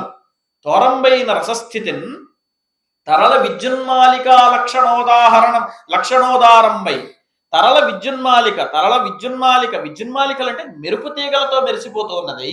లక్షణోదారంబై కవిసేవ్యమై, కవి అను శబ్దంబు నీటికాకి కలదే అన్నాడు కదా. కవి అంటే నీటికాకి, జలపక్షులకి కవి అని పేరుంది. కాబట్టి కవిసేవ్యమై వనమయూరారూఢి, మేఘం ఎప్పుడైతే పట్టిందో చక్కగా నెమలి పురివిప్పి నాట్యం చేస్తుంది. వనమయూరారూఢి ప్రాపించి వర్షారంభంబు ప్రబంధమట్లకిల పద్యాక్రాంతమయ్యిందగన్. వర్షం మొదలవడం అనేది ఎలా ఉంది అంటే మొత్తం ఈ మార్గాలంతా కూడా నీళ్లు కురిసిపోతూ పద్యాక్రాంతం అయిపోతూ ఉంటే అది ఎలా ఉంది అంటే ప్రబంధమట్లు చాలా చక్కగా ప్రకాశవంతంగా అది కురుస్తోంది అని చెప్పాడు. ఒక్కసారి దీన్ని మళ్ళీ వెనక్కి తిరిగి చూడండి. ఇది ప్రబంధానికి ఆయన ప్రబంధం ఇలా ఉంటుంది అని చెప్పుకున్న లక్షణంలా ఉంది చూడండి. ధారాశుద్ధి ప్రసిద్ధిగాంచి అద్భుతమైనటువంటి కవితా ధార రామాభ్యుదయ కావ్యం. ధారాశుద్ధి ప్రసిద్ధిగాంచి ఘన శబ్దస్ఫూర్తి వర్తిల్లగా, ఎక్కడ ఏ శబ్దం వాడాలో అక్కడ ఔచిత్యంతో వాడడం కవి యొక్క ప్రతిభ. అనౌచిత్యం ఉన్న చోట ఇష్టం వచ్చినట్టు పెద్ద పెద్ద పదాలు వేయడానికి లేదు. ఇప్పుడు ఉదాహరణకి తిక్కన గారు సింగంబాగడితో గుహాంతరం ఈ పద్యం అందరికీ బాగా తెలుసు. ఒక చీకటి గుహలోంచి బయటికి సింహం వేటకు వస్తుంటే ఎలా ఉండాలో అంత పౌరుషంగా బయటికి రావాలి. అర్జునుడు యుద్ధం చేయడానికి అలా వస్తున్నాడు. అప్పుడు చెప్పాల్సింది శార్దూలమే చెప్పాలి. నేను మామూలుగా కరకర అంటూ చంపకమాల చెప్తానంటే కుదరదు. చంపకమాల సున్నితంగా ఉంటుంది. కాస్త యుద్ధానికి బయలుదేరుతున్నవాడు సింగంబాకటితో అని ఎత్తుకున్నావు, నువ్వు ఎత్తుకోవడమే సింగం అని ఎత్తుకున్నప్పుడు శార్దూలాన్ని ఎత్తాలి మరి. కాబట్టి అక్కడ ఔచిత్యాన్ని పాటించాడు ఆయన, వృత్త ఔచిత్యం. అట్లాగా ధారాశుద్ధి ప్రసిద్ధిగాంచి ఘన శబ్దస్ఫూర్తి, శబ్దం పదం ఎక్కడ ఎంత చక్కగా ప్రయోగించాలో అంత చక్కగా శబ్దస్ఫూర్తి వర్తిల్లగా తోరంబైన రసస్థితిని, ఇది కావ్యంలో ఉండేటువంటి రసం నేను చెప్పింది. రసస్థితిని అన్ని రసాలు, రసస్థితిని తరల విద్యున్మాలికా లక్షణోదారంబై, తరలము అనేది ఒక ఛందస్సు. అలాగే విద్యున్మాల అనేది ఛందస్సు. విద్యున్మాల వృత్తం వప్పున్ మార్జద్భక్తిన్ మాగాయుక్తిన్ అని దానికి సూత్రం చెప్తారు. కాబట్టి అది విద్యున్మాల వృత్తం. ఆ వృత్తాల పేర్లను తెచ్చిందులో వాడాడు చూడండి. అవి నిజానికి ఎక్కడో ఉంటాయి, లక్షణ సంగ్రహంలోనో లేకపోతే ఎక్కడో లక్షణ గ్రంథాల్లో ఉంటాయి వాటి పేర్లు, అనంతుడి చందో దర్పణంలోనో ఎక్కడో. కానీ ఇక్కడ తరలం విద్యున్మాల అనే వృత్తాల పేర్లను తీసుకొచ్చి స్వాభావికమైనటువంటి అర్థంతో ఇక్కడ తీసుకొచ్చి వర్షాన్ని వర్ణించినటువంటి మహానుభావుడు రామభద్రుడు. తరల విద్యున్మాలికా లక్షణోదారంబై కవిసేవ్యమై, కవులందరూ కూడా సేవిస్తారయ్యా నా కావ్యాన్ని అనుకున్నాడు ఆయన. కవిసేవ్యమై వనమయూరారూఢి, వనమయూరం కూడా ఒక వృత్తం. వనమయూరారూఢి ప్రాపిల్ల వర్షారంభంబు ప్రబంధమట్లు, అంటే కావ్యంలాగా నా రామాభ్యుదయంలాగా అఖిల పద్యాక్రాంతమయ్యందగన్, మొత్తం పద్యాలన్నీ కూడా నింపి నేను రాసేస్తాను చూడండి అన్నట్టుగా రాశాడు. ఉభయ భాషా ప్రౌఢముతో రాసి రామాభ్యుదయాన్ని అద్భుతంగా ఈ తెలుగు జాతికి అందించినటువంటి మహానుభావుడు రామాభ్యుదయ కవి. ఎందుకని అంటే అటు సంస్కృతంలో ఎలాంటి శ్లోకాన్ని చెప్పాడో ఇటు తెలుగులోనూ అలా చెప్పాడు. అంటే సంస్కృతం అచ్చ తెలుగు రెండూ కలిపినటువంటి ఆంధ్రం. ఒకసారి ఇప్పుడు గుంటూరులో సభకి నన్ను అతిథిగా పిలిచారు 6 ఏళ్ల క్రితం. సిరివెన్నెల సీతారామ శాస్త్రి గారు, నేను ఇలా కొంతమంది ఆ రోజు అతిథులుగా ఉన్నాం. ఆ వేళ ఈ తమిళనాడు ప్రాంతం నుంచి వచ్చినటువంటి ఒక అమ్మాయి, అప్పటికి అమ్మాయి చాలా చిన్నది, ఇంకా నేనే చిన్న, ఆ అమ్మాయి ఇంకా చిన్న, 10వ తరగతిలో ఏదో చదువుతుంటే కవితలు బాగా రాస్తుందన్న దీంతో అమ్మాయిని పిలిచారు. తెలుగు ఒక్కటే గొప్పది, సంస్కృతం ఎవరికీ అక్కర్లేదు, అందరూ తెలుగు చదవండి అని ఆవిడ పెద్ద పెద్ద స్టేట్మెంట్లు ఇచ్చారు. అయితే నేను చెప్పానమ్మా అలా కాదు, సంస్కృత భాషా సంపర్కం చేత, సంస్కృత భాషా సౌజన్యం చేత తెలుగు భాష పరిఢవిల్లింది, ఆంధ్రం ఇవాళ నిలబడింది ఇలాగా అంటే అది సంస్కృతం యొక్క గొప్పతనం. ఆంధ్రమే కాదు ఏ భాష నిలబడినా కూడా సంస్కృతం మూలాలు అందులో ఉంటాయి, అలా చెప్పకూడదు అన్నాను. ఆవిడకి చాలా కోపం వచ్చింది. ఎవరికి కోపం వచ్చినా ఎవరికి ఆనందం వేసినా కూడా సంస్కృత భాష లేకుండా తెలుగు భాషను చదవడం అనేది అసలు జరగని పని, అది అవివేకం కూడా. కాబట్టి ఆ సంస్కృత భాషలో కూడా చెప్పాడు. ఇక్కడ ఒక శ్లోకం లాగా చెప్తాను చూడండి. పాక నిధానం చిత్రం శాకరుచిం కిం వదామి సమదా నాస్తి అస్తోక దధికృతానానాం నానా కల్పిత ఫల రసాయనానాం అనుచుం అన్నాడు. ఇది కందపద్యం. సంస్కృతంలో ఇలాంటి ఛందస్సు ఆర్య అనే పేరుతో ఉంది. చిత్రమైన విషయం ఏంటంటే ఈ కందపద్యాన్ని చెబుతూ మొత్తం అంతా సంస్కృతం. పాక నిధానం చిత్రం, అయోధ్యలో వండుతున్నటువంటి వంటల గురించి. పాక నిధానం చిత్రం, చాలా చక్కగా వండుతున్నారు, బాగుంది, అర్థమవుతుంది అందరికి. శాకరుచిం కిం వదామి, ఆ రుచిని ఏం చెప్పమంటారు, అంత గొప్పగా ఉంది. శాకరుచిం కిం వదామి సమతా నాస్తి, సమత లేదు అంటే అన్ని ఒకలాగే ఉండాలని ఏం లేదు కదా. పప్పు ఒకలా ఉంటుంది, వంకాయ కూర చేస్తే ఒకలా ఉంటుంది, ఆ వంకాయలో కూడా గుత్తొంకాయ ఒకలా ఉంటుంది, పచ్చిమిర్చి కారం వేస్తే ఒకలా ఉంటుంది. కాబట్టి అన్నింటిలో సమత అనేది అక్కర్లేదు. బూరులా ఉండాలి, గారిలా ఉండాలి. గారి తీసుకొచ్చి బూరులో కలిపేస్తే చండాలంగా ఉంటుంది. కాబట్టి సమతా నాస్తి అస్తోక దధిఘృతానానాం, ఎంతసేపు వేసినా దధిఘృతానానాం, ఆ పాలు పెరుగు ఇవన్నీ కూడా వేస్తుంటే నానా కల్పిత ఫలరసాయనానాం అనుచున్న అన్నాడు చివరికి. ఆ అనుచున్న ఒక మొక్క తప్ప మిగతాదంతా కూడా సంస్కృతం. దీనికి మూలం ఏమిటి? కృష్ణరాయల వారు అందరికీ మీకు తెలుసు. ఆముక్త మాల్యదలో ఆనిష్ఠానిది గేహసీమ నడురే ఆలించినన్, అక్కడ మ్రోయునెంతే నాగేంద్ర శయాను పుణ్యకథలు అని చెప్పి అక్కడ ఆయన ఏమంటాడు, ఆ విష్ణు చిత్తుడి ఇంట్లో అర్ధరాత్రి వేళ మీరు వెళ్ళి అడుగు పెట్టినప్పటికీ కూడా మీకు కొన్ని శబ్దాలు వినపడుతుంటాయట. ఏమిటివంటే నాస్త్యుష్ణత, నాస్తి అపూపో, నాస్తి ఓదన సౌష్టవంచ, కృపయా భోక్తవ్యమన్మాటలం. నాస్త్యుష్ణత, వేడిగా లేదేమోనండి. నిజంగా వేడిగానే వడ్డిస్తుంటారు. అయినప్పటికీ వాళ్ళ ఔదార్యం ఏమిటంటే అతిథుల మర్యాద అంత గొప్పగా చేయాలి. మనం ఇవాళ రామాభ్యుదయం చెప్పుకుంటున్నాం కాబట్టి ఒక మాట చెప్తాను. రామాయణంలో ఉన్నమాట అతిథి కిల పూజార్హ ప్రాకృతోపి విజానత అని రామాయణంలో సుందరకాండలో చెప్పిన మాట. ఏమయ్యా నువ్వు ఇంత సముద్రాన్ని దాటి వెళుతున్నావు కదా, ఎంత కష్టపడుతున్నావో ఏమిటో. పూర్వం మీ సూర్యవంశపు రాజుల దగ్గర మా సముద్రుడు చాలా గొప్ప సహకారాన్ని పొందాడు. కాబట్టి ఆ సహకారానికి ప్రత్యుపకారం చేయడం కోసం నీకేదైనా సహకారం చేస్తే రాముడికి చేసినట్టే అని చెప్పాడు. అందుకని నేను పైకి లేస్తాను, నా భుజాల మీద నువ్వు కాసేపు కాళ్ళు పెట్టుకొని కాస్త సేద తీరవయ్యాను మైనాకుడు హనుమంతుల వారితో చెప్పాడు. సుందరకాండలో ఉంది మాట. అక్కడే ఏషధర్మ సనాతన అన్నమాట అక్కడే వస్తుంది. సోయం ప్రతికారార్థి తత్త సమ్మానం అర్హతి అని అక్కడ ఉంది. కాబట్టి అక్కడ చెప్పిన మాటల్లో అలా చెప్పాడు. కాబట్టి అతిథి అయినటువంటి వాడు ప్రాకృతోపి విజానత, అల్పుడైనప్పటికీ మన ఇంటికి అతిథిగా వచ్చినప్పుడు చాలా గౌరవంగా చూసుకోవాలి. ఇవాళ నేను ఎంతో ఆనందపడుతున్నానంటే 650 ప్రవచనాలు చెప్పిన సందర్భంలో నేను ఆనందంగా చెప్తున్న మాట ఏంటంటే ఈ చన్నపట్టణానికి వేద విజ్ఞాన వేదికకి అతిథిగా వచ్చినందుకు ఆనందపడుతున్నాను అని చెబుతూ అక్కడ వేడిగా లేదేమో, పప్పు అయిపోయిందేమో, నాస్తి సోపం లేదేమో, అపోపం లేదేమో, నాస్తి అపూప నాస్తి ఓదన సౌష్టమంచ, ఓదన సౌష్టము మంచి అన్నం సరిగ్గా వేడివేడిగా లేదేమో, బిరుసుగా ఉందేమో, మీరు ఏం అనుకోకుండా తినండి, దయచేసి తినండి అని అర్ధరాత్రులు కూడా చెప్తుంటారట. ఈ మాటలన్నీ కూడా ఎలా చెప్పండి, నాస్తి ఓదన సౌష్టవంచ కృపయా భోక్తవ్యం అన్మాటలన్, పలుకులన్ అని ఒక పాఠాంతరం ఉంది ఆముక్తమాల్యదలో. కాబట్టి ఇది ఆముక్తమాల్యదలో కృష్ణదేవరాయల వారు రచించినటువంటి విధానం. దీన్ని రామభద్రుడు కూడా ఇంచుమించుగా ఈ పాక నిధానం చిత్రం దగ్గర వాడాడు.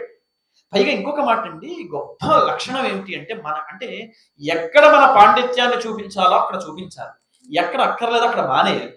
అది గొప్ప విషయం.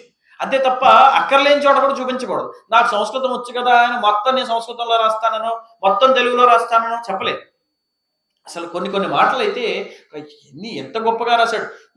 ఈ సంస్కృతంలో మీరు ఈ శ్లోకాన్ని విన్నారు కదా. ఇలాగే జితయే హరయే జితమరుదరయే అని వాళ్ళందరూ ఈ దేవతలందరూ కూడా శ్రీ మహావిష్ణువుని ప్రార్థన చేశారు. ఆ రావణాసురుడి బారిను మమ్మల్ని తప్పించవయ్యా, నువ్వు కాస్త ఏదో అవతారాన్ని స్వీకరించి మమ్మల్ని కాపాడితే బాగుంటుంది అని అడగడానికి వీళ్ళందరూ వెళ్ళారు. అప్పుడు ఆ చెప్పిన సందర్భంలో కూడా హరయే జితమరుదరయే అన్నాడు. హరయే శ్రీ మహావిష్ణువుకి, హరయే జిత మరుదరయే ఆ రాక్షసులందరినీ కూడా గెలిచినటువంటి వాడు కదయ్యా, హరించినటువంటి వాడు, గెలిచినటువంటి వాడివి. కాబట్టి జిత మరుదరయే అని, హరయే జిత మరుదరయే అని అక్కడ కూడా సంస్కృత శ్లోకాన్ని అంటే పద్యంలోనే శ్లోక విధానాన్ని ప్రవేశపెట్టాడు. ఇప్పుడు ఇది ఒక పార్శ్వం. రెండో పార్శ్వం చూడండి. మనందరం ఏమనుకుంటామంటే అమ్మో రామభద్రుడు మొత్తం ఇంత కఠినంగా సంస్కృత శ్లోకాలు రాశాడు. ఇప్పుడు పూర్తిగా తెలుపుకొద్దాం. రామచంద్రమూర్తి అడవులకు వెళ్ళిపోతూ ఉన్నప్పుడు ఆ అడవి మనందరికీ తెలుసు నందిగ్రామం దాకా అక్కడికి వీళ్ళందరూ కూడా వచ్చారు. తర్వాత అక్కడి నుంచి వాళ్ళు బయలుదేరిపోయారు, మొత్తం వెళ్ళిపోతారు. గంగా తీరానికి చేరుకున్నారు, అందరికీ తెలుసు. ఆ గంగా తీరానికి చేరుకోవడం దగ్గరకు వచ్చేటప్పటికి అక్కడ ఒక అద్భుతమైనటువంటి పద్యాన్ని, అచ్చ తెనుగు పద్యాన్ని అందించాడు. క్రొన్నెల తాల్పు నింగిసిగకున్, క్రొన్నెల తాల్పు నింగిసిగకున్ కసుగందని పూల దండయున్. మొత్తం ఒక పద్యం పాదం అంతా కూడా ఒక విశేషణం వేశాడు. ఏమిటి? క్రొన్నెల తాల్పు నింగిసిగకుంగ సుగంధని పూలదండయున్. క్రొన్నెల తాల్పు, క్రొత్త నెల అంటే అర్ధచంద్రాకారం. క్రొన్నెల తాల్పు ఈశ్వరుడు, ఆయన సిగ అంటే తల, జటాజూటం. ఏమిటా జటాజూటం? వ్యోమకేశ అన్న. కాబట్టి నింగిసిగకున్ అది ఆకాశమే ఆయన జటాజూటం. నింగిసిగకున్ కసుగంధని పూలదండ, ఆ నింగిసిగ మీద ఉన్నటువంటి చక్కటి పూలదండలాగా అలంకారంలాగా ఉంది. ఎవరు? ఆకాశ గంగ అమ్మవారు. నింగిసిగకున్ కసుగంధని పూలదండయున్ వెన్నుని మించుకాలి బొటవ్రేలికి కూతురు. ఎందుకని? ఆవిడ శ్రీ విష్ణుపాదోద్భవ అని చెప్తాం మనం. విష్ణుపాదోద్భవ అయినటువంటి గంగ అని చెప్తాం. అయితే ఇక్కడ ఒక మాట ఉంది, మనకి సంప్రదాయంలో విష్ణు పాదం నుంచి పుట్టింది అని ఉన్నా మనకి వాంగ్మయంలో విష్ణు పాదము అని ఎక్కువ చోట్ల కనబడదు, విష్ణు పదము అని కనిపిస్తుంది. అది చాలా చోట్ల ఆ తేడా గమనించాలి. విష్ణు పదం అంటే శ్రీ మహావిష్ణు యొక్క అరకాలని అర్థం కాకుండా విష్ణు పదం అంటే ఆకాశం అని అర్థం. అందుకే పోతన గారు భాగవతంలో విష్ణుపదీ జలము భంగి విమలుల చేయున్ అనే మాట వాడాడు. విష్ణు కథా సంప్రశ్నము విష్ణు కథారథుడు, విష్ణు కథలు చెప్పువాని వినుచుండునరు, విష్ణు కథా సంప్రశ్నము విష్ణుపదీ జలము భంగి విష్ణుపదీ జలము భంగి విమలలో చేయు. ఆ విష్ణుపదీ జలము అంటే ఆకాశగంగా జలము అని అర్థం చెప్పాలి. కాబట్టి ఇప్పుడు ఆకాశము అని అర్థం, శ్రీ మహావిష్ణు పాదం అని అర్థం. ఇప్పుడు చూడండి, వేల్పుటాటకున్ మిన్నుకొలంకు. వేల్పుటాట అంటే స్వర్గం. వేల్పుటాటకున్ మిన్ను కొలంకు, స్వర్గంలో ఉండేటువంటి కొలను ఎవరు? ఆకాశగంగ. మళ్ళీ అలాగే నిద్దపు చెలి పయ్యద, పచ్చని నిద్దపు చెలి పయ్యద అంటే భూమి. భూమండలం అంతా కూడా, ఈ మాత అంతా కూడా ఈ పచ్చనైనటువంటి పంటలతో నిండిపోయినటువంటి తల్లి అయితే ఆవిడ వేసుకున్నటువంటి పవిటలాగా ఉందట. ఎవరు? గంగమ్మ. సరిగ్గా చూడండి, మన భారతదేశ చిత్రపటాన్ని ఊహించండి. భారత మాతే ఉందనుకుందాం అక్కడ. ఆవిడకి పవిట చెంగుగా విరాజిల్లుతున్నవి ఏమిటి అంటే మన నదులు. సరిగ్గా గంగ కూడా అలాగే ప్రవహిస్తూ ఉంటుంది. ఆ భారత మాత ఈ పొడమి తల్లి వేసుకున్నటువంటి పవిట చెంగు. ఇంకా చివరికి ఏమన్నాడు చూడండి, పాలవెల్లికిన్ మన్నన నన్నువయ్యి తపసి మందన పుంతరయైన తొయ్యలిన్ అన్నాడు. తొయ్యలి అంటే స్త్రీ. తపసి మందన పుంతెరా అన్నాడు. మంతనం అంటే వీడేంట్రా మంతనాలు చేస్తున్నాడు అంటారు. మంత్రాలు చేయడం అంటే అర్థం ఏంటంటే వాడు అక్కడెక్కడికో వెళ్ళి దూరంగా వెళ్ళి మెల్లగా వాడు పక్కన వాడితో మాట్లాడుతున్నాడని మంతనం అంటారు. అంటే ఏదైనా ఒక పెద్ద కార్యం చేయడానికి ముందు బయటవాడు ఎవరికి తెలియకుండా రహస్యంగా మాట్లాడుకోవడే విధానాన్ని మంతనాలు అంటుంటారు. ఇప్పుడు తపసి మందన పుంతరయైన తొయ్యలిన అనడానికి అర్థం ఏమిటి? తపస్సులకు అంత ఏకాంతం అవసరం ఏమిటంటే తపస్సుకే ఏకాంతం కావాలి, వాళ్ళకే చుట్టూ ఎవరు ఉండకూడదు. అందుకే జంట చదువు ఒంటి తపము అని మనకు సామెత వచ్చింది. కాబట్టి తపస్సు ఒంటరిగా చేయాలి. పక్కన వాడు ఎవరైనా పెట్టుకుని చేస్తానంటే ఇంక తపస్సు ఏముండదు, కూర్చొని కబుర్లు చెప్పుకుంటారు వాడు. కాబట్టి ఇలా తపసి మంతన పొంతరయైన తొయ్యలిందని ఒక చక్కటి అచ్చతనుకు పద్యాన్ని మనకు అందించాడు. ఇప్పుడు ఆ వెంటనే చెప్పిన పద్యం చూడండి. బుజ్జగముల నెలవరి నిజమజ్జన సంశీల బుద్ధిమజ్జన యోజ్జీవన సమయోజ్జీవన జీవన యొక్క ఆ జాహ్నవి చేరి దూరితాధ్వశ్రముడై అన్నాడు. అసలు చూడండి, పదాలతో ఆడుకున్నాడు ఆయన. పదాలతోటి ఆడుకున్నాడు రామభద్రుడు. ఏమిటి? ముజ్జగముల నెలవరి, ఈ ముల్లోకాల్లో ఉండేటువంటి రామచంద్రమూర్తి. ముజ్జగముల నెలవరి నిజమజ్జన సంశీల బుద్ధిమత్త జన. బుద్ధిమజ్జన, నిజమజ్జన, సంశీల మజ్జన. మజ్జన అన్న పదాన్ని 2 చోట్ల వాడాడు, కానీ ఆ అర్థం అది కాదు. దాన్ని యమక అలంకారం అంటారు. యమకు అంటే ఒకే పద సముదాయాన్ని 2 వేర్వేరు చోట్ల వాడటాన్ని. అదే ఒకే పదంలో 2 అర్థాలు వచ్చేయడానికి శ్లేష అని పేరు. నానార్థ సంశ్లేష వర్ణావర్ణోభయాశ్రిత అని శ్లేషకి సూత్రం చెప్తారు. కాబట్టి ఇది శ్లేష, ఇది యమకం, అది శ్లేష. ముజ్జగముల నెలవరి, 3 లోకాల్లోనూ ఉండేటువంటి వాడు ఇవాళ అడవుల పాలైపోయాడు. ముజ్జగముల నెలవరి నిజమజ్జన సంశీల బుద్ధి. ఇక్కడ చాలా మంది నిజ శబ్దానికి సత్యము అని అర్థం చెప్తుంటారు. కాదు, నిజ శబ్దానికి స్వీయము అని అర్థం చెప్పాలి. తన సొంత. నిజ మజ్జన సంశీల బుద్ధిమత్ జన అంటే ఏ గంగాజలంలో మనం మునిగితే మనందరి పాపాలు పోయి మనందరం కూడా చాలా గొప్పగా పాపరహితులం అవుతామో అటువంటి గంగాజలం. నిజ మజ్జన, మజ్జనం అంటే మునిగిపోవడం. మజ్జన సంశీల బుద్ధిమత్ జన, బుద్ధిమజ్జన సమయ ఉజ్జీవన జీవనయము. జీవనము అన్న దానికి అర్థం నీరు అని అర్థం. ఉజ్జీవనము అంటే ఈ పాపాల నుంచి మనల్ని బయటకు తీసి చైతన్యాన్ని చేకూర్చేటువంటి శక్తి ఎవరి దగ్గర ఉంది? గంగమ్మ దగ్గర ఉంది. కాబట్టి బుద్ధిమజ్జన సమయ ఉజ్జీవన జీవనయగు అజ్జాహ్నవి చేరే. ఆ జాహ్నవి అజ్జాహ్నవి అవుతుంది త్రికసంధి జరిగి. కాబట్టి అజ్జాహ్నవి చేరే దూరితాధ్వశ్రముడై. అధ్వశ్రముడు అప్పటిక నడిచొచ్చాడు కదా. ఈ ఒక్కసారి గంగాజలంలో స్నానం చేయగానే వెంటనే ఆ బడలికి అంతా కూడా పోయి ఎంతో ఆనందంగా ఉన్నట్ట రామచంద్రుడు. ఇప్పుడు గంగ గురించి చెప్పుకున్నాం కాబట్టి ఒక 3 ఆశ్వాసాల ముందు ఈ శ్రీ మహావిష్ణువుని దేవతలు ప్రార్థన చేసిన సందర్భం ఉంది. ఆ సందర్భంలో ఒక పద్యానికి వెళదాం మళ్ళీ. అంటే నేను కథా విభాగం ప్రధానంగా చెప్పటం లేదు, కవిత్వం ప్రధానంగా చెప్తున్నాను. దయచేసి మీరు దాన్ని అనుకరించండి. ఎందుకంటే కథా సంవిధానం మీకు అందరికీ తెలిసింది. అయితే ఎక్కడెక్కడ వ్యత్యాసాలు ఉన్నాయన్న మాట కూడా నేను చెబుతాను చివరిలో. అయితే ఇప్పుడు ఒక 2 ఆశ్వాసాలు మనం వెనక్కి వెళితే అక్కడ పాలసముద్రంలో ఉంటాడు శ్రీ మహావిష్ణువు. శ్రీ మహావిష్ణువుని ప్రార్థన చేయడానికి వీళ్ళందరూ వెళ్ళారు, దేవతలు మహర్షులు అందరూ. అయితే సాధారణంగా మనం ఏం చేస్తుంటే దేవుడు వరం ఇచ్చినా పూజారి వరం ఇవ్వాలంటారు చూడండి. అందుకని ముందు దేవుడు దర్శనం అవ్వాలంటే పూజారి తలుపు తీయాలి. ఏమైనా నువ్వు గొప్పవాడివి, ఉదయం లేస్తే రామచంద్రమూర్తి అర్చన చేస్తున్నావు, కాస్త తొందరగా తలుపు తీస్తే ప్రాతకాల దర్శనం మేము చేసుకుంటాం. పూజారి గారిని కాస్త మనం జాగ్రత్తగా చెప్పాం అనుకోండి, ఆయన కూడా మనకి చక్కగా మనకి సహాయం చేస్తాడు. అట్లాగా వీళ్ళు ఏం చేశారంటే ముందు పాలసముద్రుణ్ణి ప్రార్థించడం మొదలుపెట్టారు. ఏమిటి అక్కడ ఆ చమత్కారం చూడండి. ప్రతి పదంలోనూ చమత్కారాన్ని అందించారు. ప్రతి పద్యమునండి మీరు నమ్మరు, 8 ఆశ్వాసాల్లోనూ కూడా వచనాల్లో కూడా చమత్కారాన్ని పాటించినటువంటి మహాన్ కవి రామాభ్యుదయకర్త యలరాజు. అక్కడ అల్లుడు నీకాహరి, అల్లుడు నీకాహరి. ఎందుకు? పాలసముద్రంలో పుట్టినటువంటి లక్ష్మీదేవిని చేపట్టాడు కాబట్టి. అల్లుడు నీకాహరి, నీవు అల్లుడవై తతనికి తదంఘ్రి కుమారి వల్లభుడవైది చిత్రం. నీకు ఆయన అల్లుడు బానే ఉంది, కానీ నువ్వు ఆయనకు అల్లుడు అయిపోయావయా అన్నాడు. ఎందుకని? తదంఘ్రి కుమారి, ఆ విష్ణుపాదోద్భవైనటువంటి గంగని మళ్ళీ నువ్వు చేపట్టావు కాబట్టి అప్పుడు ఏమైంది? నువ్వు ఆయనకి మళ్ళీ అల్లుడు అయ్యావు. ఇప్పుడు నువ్వు ఎవరు మావగారు, ఎవరు అల్లుడు?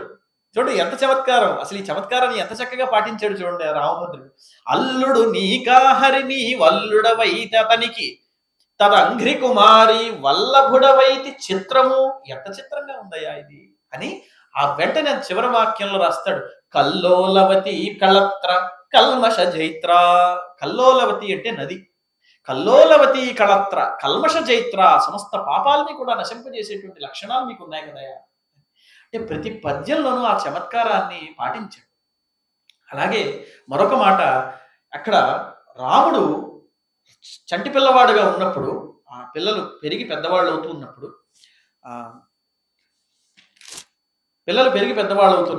నలుగురు పిల్లలు పుట్టారు. బానే ఉంది. అక్కడ రామచంద్రమూర్తి గురించి చెబుతూ ఈ రఘువంశ తిలకులైనటువంటి ఈ 4 అన్నదమ్ముల గురించి చెబుతూ మాట వాడాడు రామభద్రుడు. ఆ మహనీయుల లోపల 4 పుట్టారు, 4 మహనీయులు. ఆ మహనీయుల లోపల రాముడు లోకత్రయాభిరాముడు. ఆ ఉన్న 4లో రాముడు లోకత్రయాభిరాముడయ్యా, చాలా గొప్పవాడు. 3 లోకాలకి కూడా ఆనందాన్ని కలిగించేటువంటి వాడు. లోకత్రయాభిరాముడు, సుగుణారాముడు. సుగుణ ఆరాముడు, ఆరామ శబ్దం వరం అని మొదలైన అర్థాల్లో ఉన్నాయి కాబట్టి సుగుణారాముడు. ఇంకా ఏమిటి? సకలాఘౌఘ విరాముడు. సకల అఘ ఓఘ విరాముడు. సమస్త పాప సమూహాన్ని కూడా నాశనం చేసేటువంటి వాడు రాముడు అని చెప్తూ చూపరు కరంబు రంజిల చేయున్. చివరికి అది మామూలు వాక్యమే. దాని వెంటనే ఒక గొప్ప పద్యం చెప్పాడండి రామభద్రుడు. ఎంత గొప్ప కవిత్వం అంటే, ఆ నలుగురు పిల్లలు ఉన్నారు కదా, వాళ్ళు చాలా అందంగా పెరిగారట, గొప్పవాళ్ళుగా ఉన్నారట. గొప్పవాళ్ళుగా ఉన్నారని మామూలుగా పద్యం చెప్పేస్తే అందరూ అయిపోతారు. రామభద్రుడు ఎందుకు అవుతాడు? సర్వజ్ఞ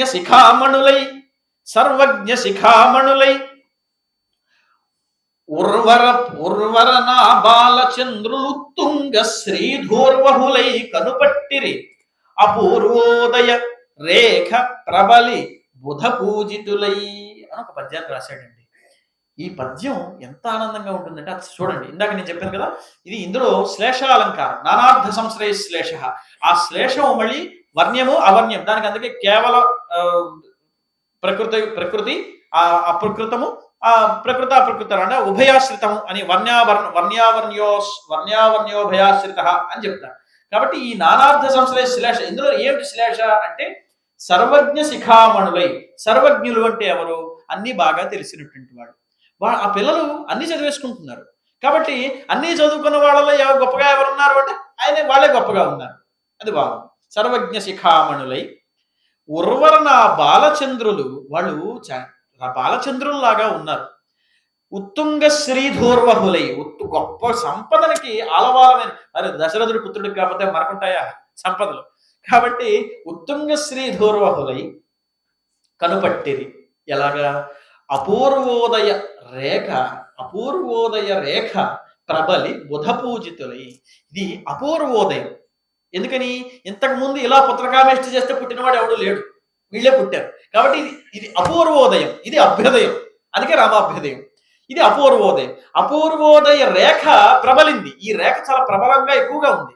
ఇప్పుడు వీళ్ళు ఎలా ఉన్నారు? బుధ పూజితులై ఉన్నారు. వాళ్ళు చిన్నపిల్లలైనప్పటికీ కూడా పండితులు కూడా వాళ్ళకి నమస్కారం చేసేంత గొప్ప విద్యా విధానాన్ని వాళ్ళు విద్యా సంపత్తిని వాళ్ళు పొందున్నారు. ఇది ఒకటి. ఇప్పుడు ఒక్కసారి దీన్ని ఈ ప్లేట్ ఇలా తిరగేద్దాం, రాజకీయ నాయకుల్లాగా మొత్తం తిప్పండి.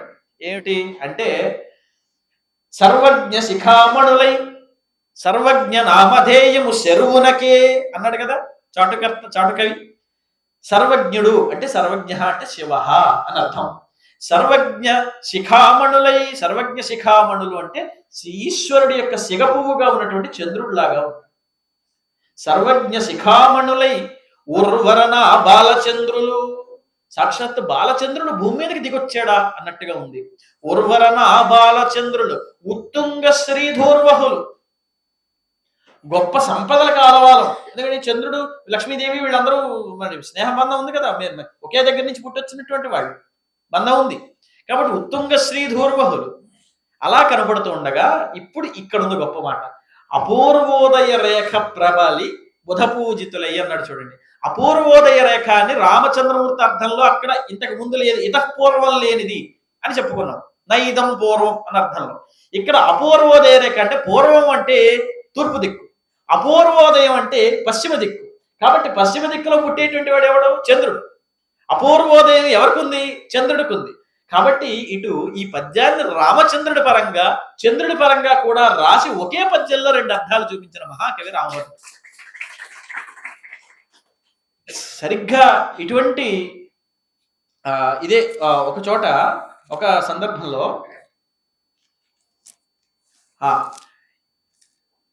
ఈ ఒకే పద్యంలో ఎలా అయితే అటు రామచంద్రమూర్తిని ఇటు చంద్రుణ్ణి చూపించాడో, అలా ఒక్కసారి ఇంకొంచెం వెనక్కి వెళితే మళ్ళీ ఇలాంటిదే ఇంకో పద్యం చెప్తాను.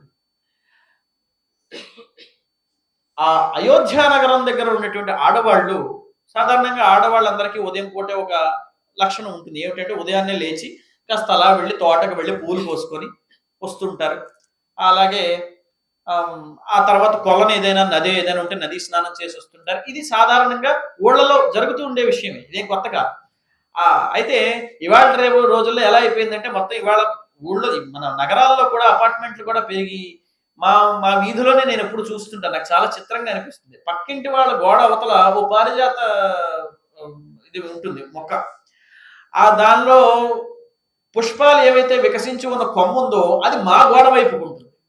మా వాళ్ళందరూ కూడా ఏముంది, లిఫ్ట్ నొక్కితే పైనుంచి కిందకి దిగి మొత్తం అవన్నీ, మనం ఒక రోజు నీళ్లు పోయలేదు, మనం ఆ మొక్కను నాటలేదు, మనమేమో ఆ పువ్వులు ఉదయాన్నే లేచి పైగా అవతల వాడి ఇంట్లో మూల ఉండి మన ఇంట్లోకి వంగినటువంటి ఆ మొక్క మీద మనకి ఏదో పెద్ద ఆధిపత్యం ఉన్నట్టు వెళ్ళి ఆ సంచి నిండా మొత్తం పారిజాతాలన్నీ కూడా కోసుకుని వచ్చి ఈ మాత్రం పూజ ఈశ్వరుడికి చేస్తే అంత, చేయకపోతే ఎంత అనిపిస్తుంది.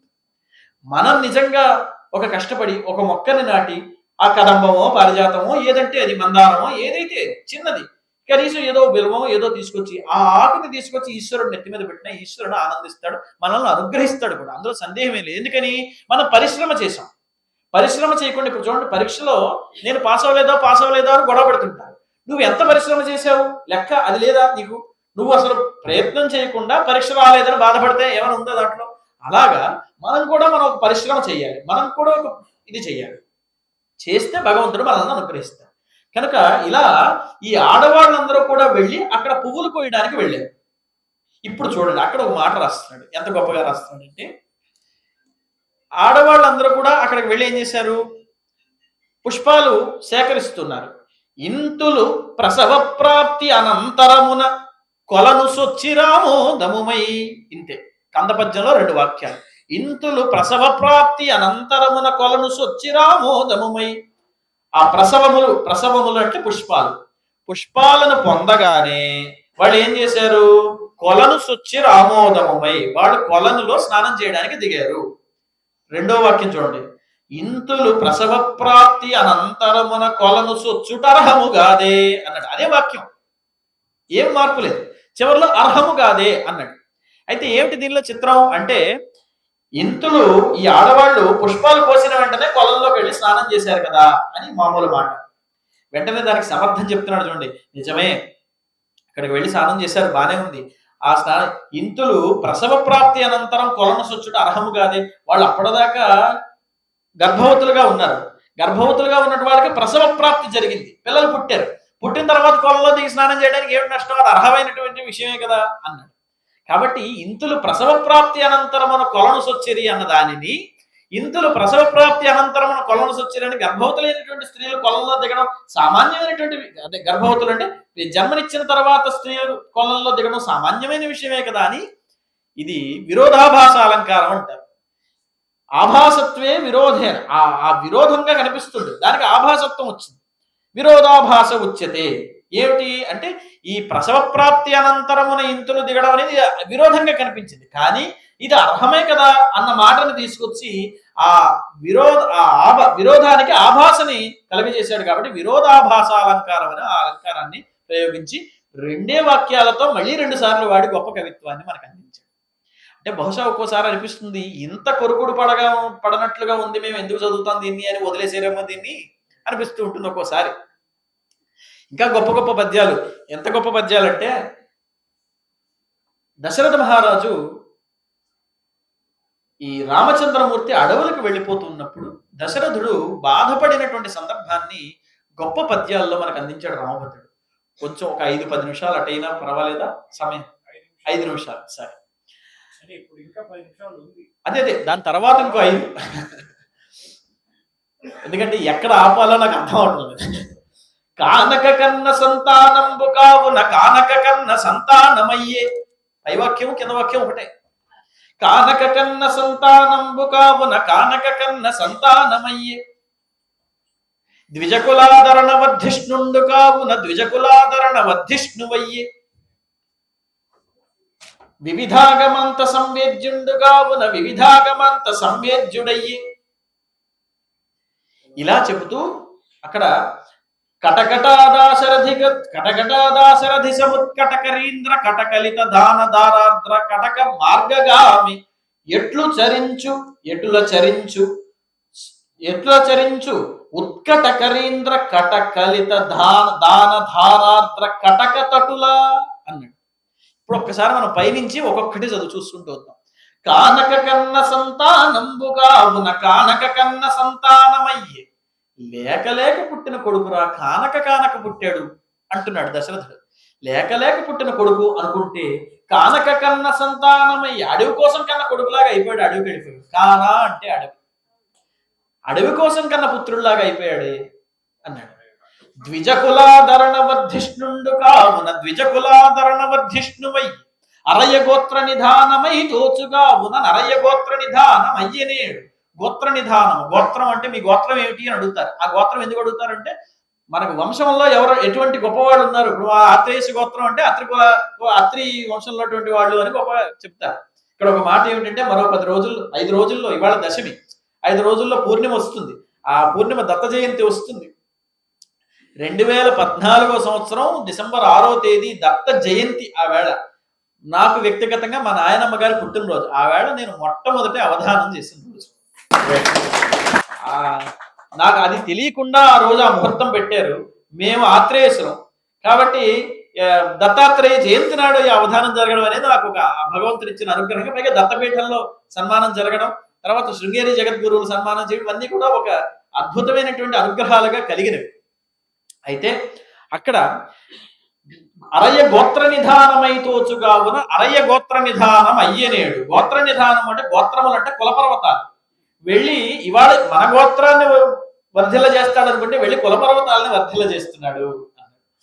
ద్విజకులాధరణ వర్ధిష్ణుడు కావున ద్విజకులాధరణ వర్ధిష్ణువయ్యి. ద్విజులు ద్విజ శబ్దానికి బ్రాహ్మణులు అని ఒక అర్థం ఉంది, లేదా 2వ జన్మ పొందిన వారు అంటే ఉపనయన సంస్కారం చేత 2వ జన్మ వస్తుంది కాబట్టి ద్విజ శబ్దానికి అక్కడ సార్థక ఇది. అలాగే పక్షి కడుపులోంచి గుడ్డుగా బయటికి, గుడ్డు పగలగొట్టుకుని మళ్ళీ పక్షిగా బయటికి 2 జన్మలు పొందుతుంది కాబట్టి పక్షికి ద్విజము అని పేరు.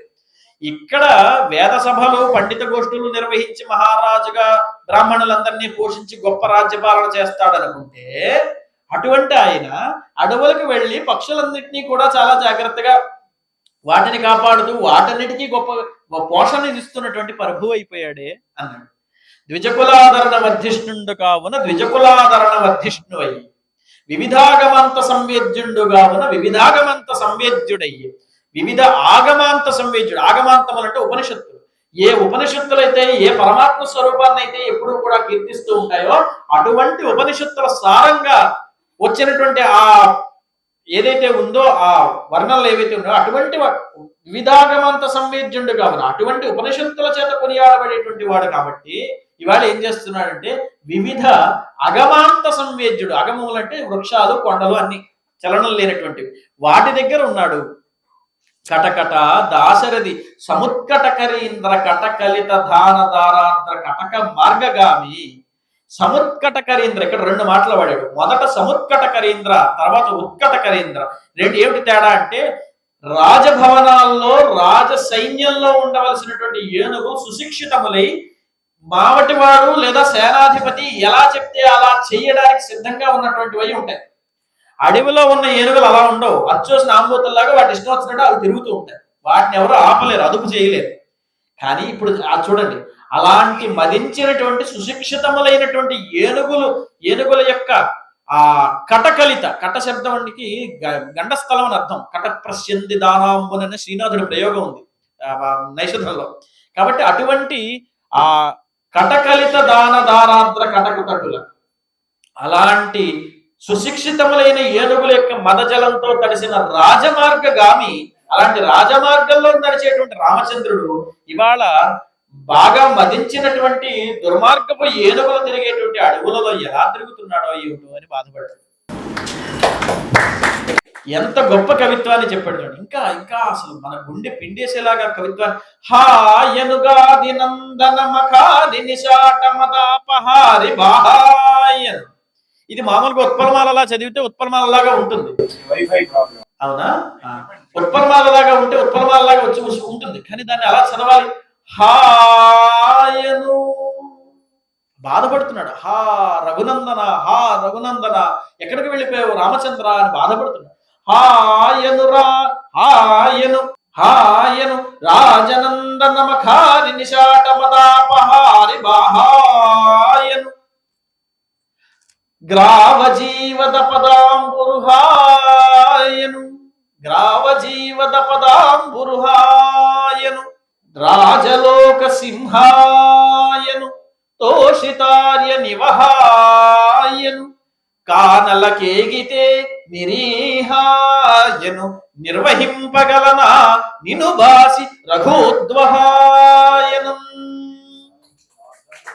అసలు ఎంత ఆర్ద్రత ఉంది చూడండి. ఒక తండ్రి కొడుకును దూరం చేసుకున్నటువంటి తండ్రి గుండెల్లో ఇంతకంటే బాధ ఎవడు చూపిస్తాడు? రామభద్రుడు చూపించాడు. హాయను గాధినందన మఖారి నిశాట మదాపహారి బాహాయన్. గాదినందనుడు విశ్వామిత్రుడి యాగాన్ని కాచినటువంటి నీ భుజబలం అటువంటి బాహువులతో ఉన్నటువంటి వాడివి కదయ్యా.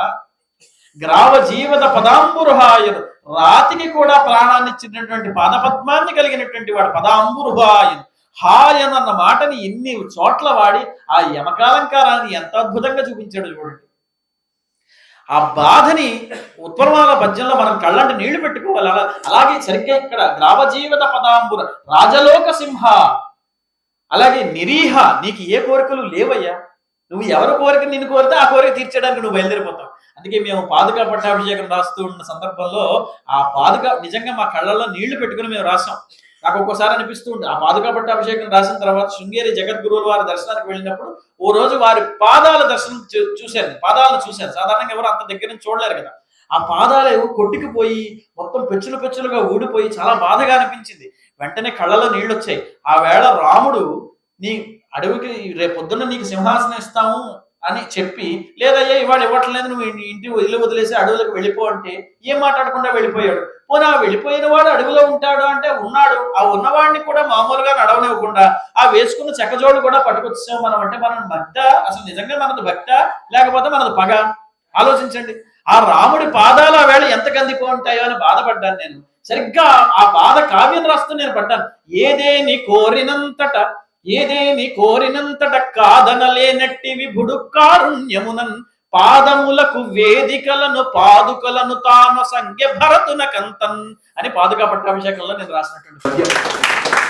గుండె తరుక్కుపోయి రాసినటువంటి పద్యం. సరిగ్గా ఆ దృశ్యాన్ని నేను శృంగేరి జగద్గురు మహాస్వామి వారి విధుశేఖర భారతి మహాస్వామి వారి పాదాలు చూసినప్పుడు కళ్ళల్లో నీళ్లు తిరిగి నేను ఒక సభలో పద్యం కూడా చెప్పాను.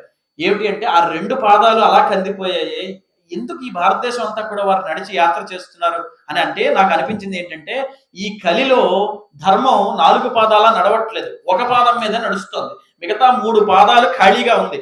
3 పాదాల ధర్మం యొక్క బరువుని 2 పాదాల మీద మోయడం కారణంగా పాదాలు కందిపోయాయి అని పద్యం చెప్పాను నేను సందర్భం. అలా ఒక దృశ్యాన్ని చూసినప్పుడు మన హృదయం కరిగిపోవాలి. అలా రామభద్రుడు ప్రతిపద్యం ఇక్కడ ఈ విధంగా నిరీహాయను కానలకేగితే నిర్వహింపగలనా నినుబాసి రఘుత్వహాయను, నిన్ను లేకుండా నేను అసలు ఈ రాజ్యం ఏమిటి, నేను ఉండగలనా, నేను అసలు బతకగలనా అన్నాడు. సరిగ్గా ఇది మీరు అక్కడికి వెళ్ళి చూడండి. సీతమ్మ అడవులకి అదే సీతమ్మని రావణాసురుడు ఎత్తుకుపోయిన తర్వాత అక్కడ ఆ సీతమ్మ కనిపించట్లేదు అన్నటువంటి ఆ బాధతో రాముడు మాట్లాడుతున్నప్పుడు కూడా జాయను చూపవేమి అనుజాయను అన్నాడు. జాయను చూపవేమి అనుజాయను, లక్ష్మణుడు అనుజా అను, నాది గుండె కాదు ఔరాయను, నాదు గుండె బలురాయను, ఔరాయను అన్నాడు. నాదు గుండె బలురాయను, నా గుండె సీత లేకుండా ఇంకా ఈ గుండె కొట్టుకుంటోందంటే ఇది బండరాయ, గుండె బండరాయ అన్నాడు. ఇలా ప్రతి పద చమత్కృతిగా, ప్రతి పద రసాన్వితముగా, ప్రతి పద్య రసాన్వితముగా మనకు గొప్ప కవిత్వాన్ని అందించినటువంటి వాడు మన రామభద్రుడు. అలాగే ఆంజనేయ స్వామి గురించి చెప్పిన పద్యాల్లో చాలా గొప్ప పద్యాలు ఉన్నాయి. లంకారిన్ జలరాశి లంఘన జవాలంకార జంఘున్ నిరాతంకున్ నిశ్చలు నిర్భయున్ నిపుణు సీతాశోకలుంటాక నిశంక ప్రాభవు రామచంద్ర చరణాబ్జాతద్వయి సర్వదా కైంకర్య ప్రియునాంజనేయు నగదంకార ప్రభుంగొల్చెదన్ అన్నాడు. ఆ మాట చూడండి, అసలు ఈ లెక్క చూడండి. లంకారిన్, లంకకు శత్రువైనటువంటి వాడు అన్నాడు.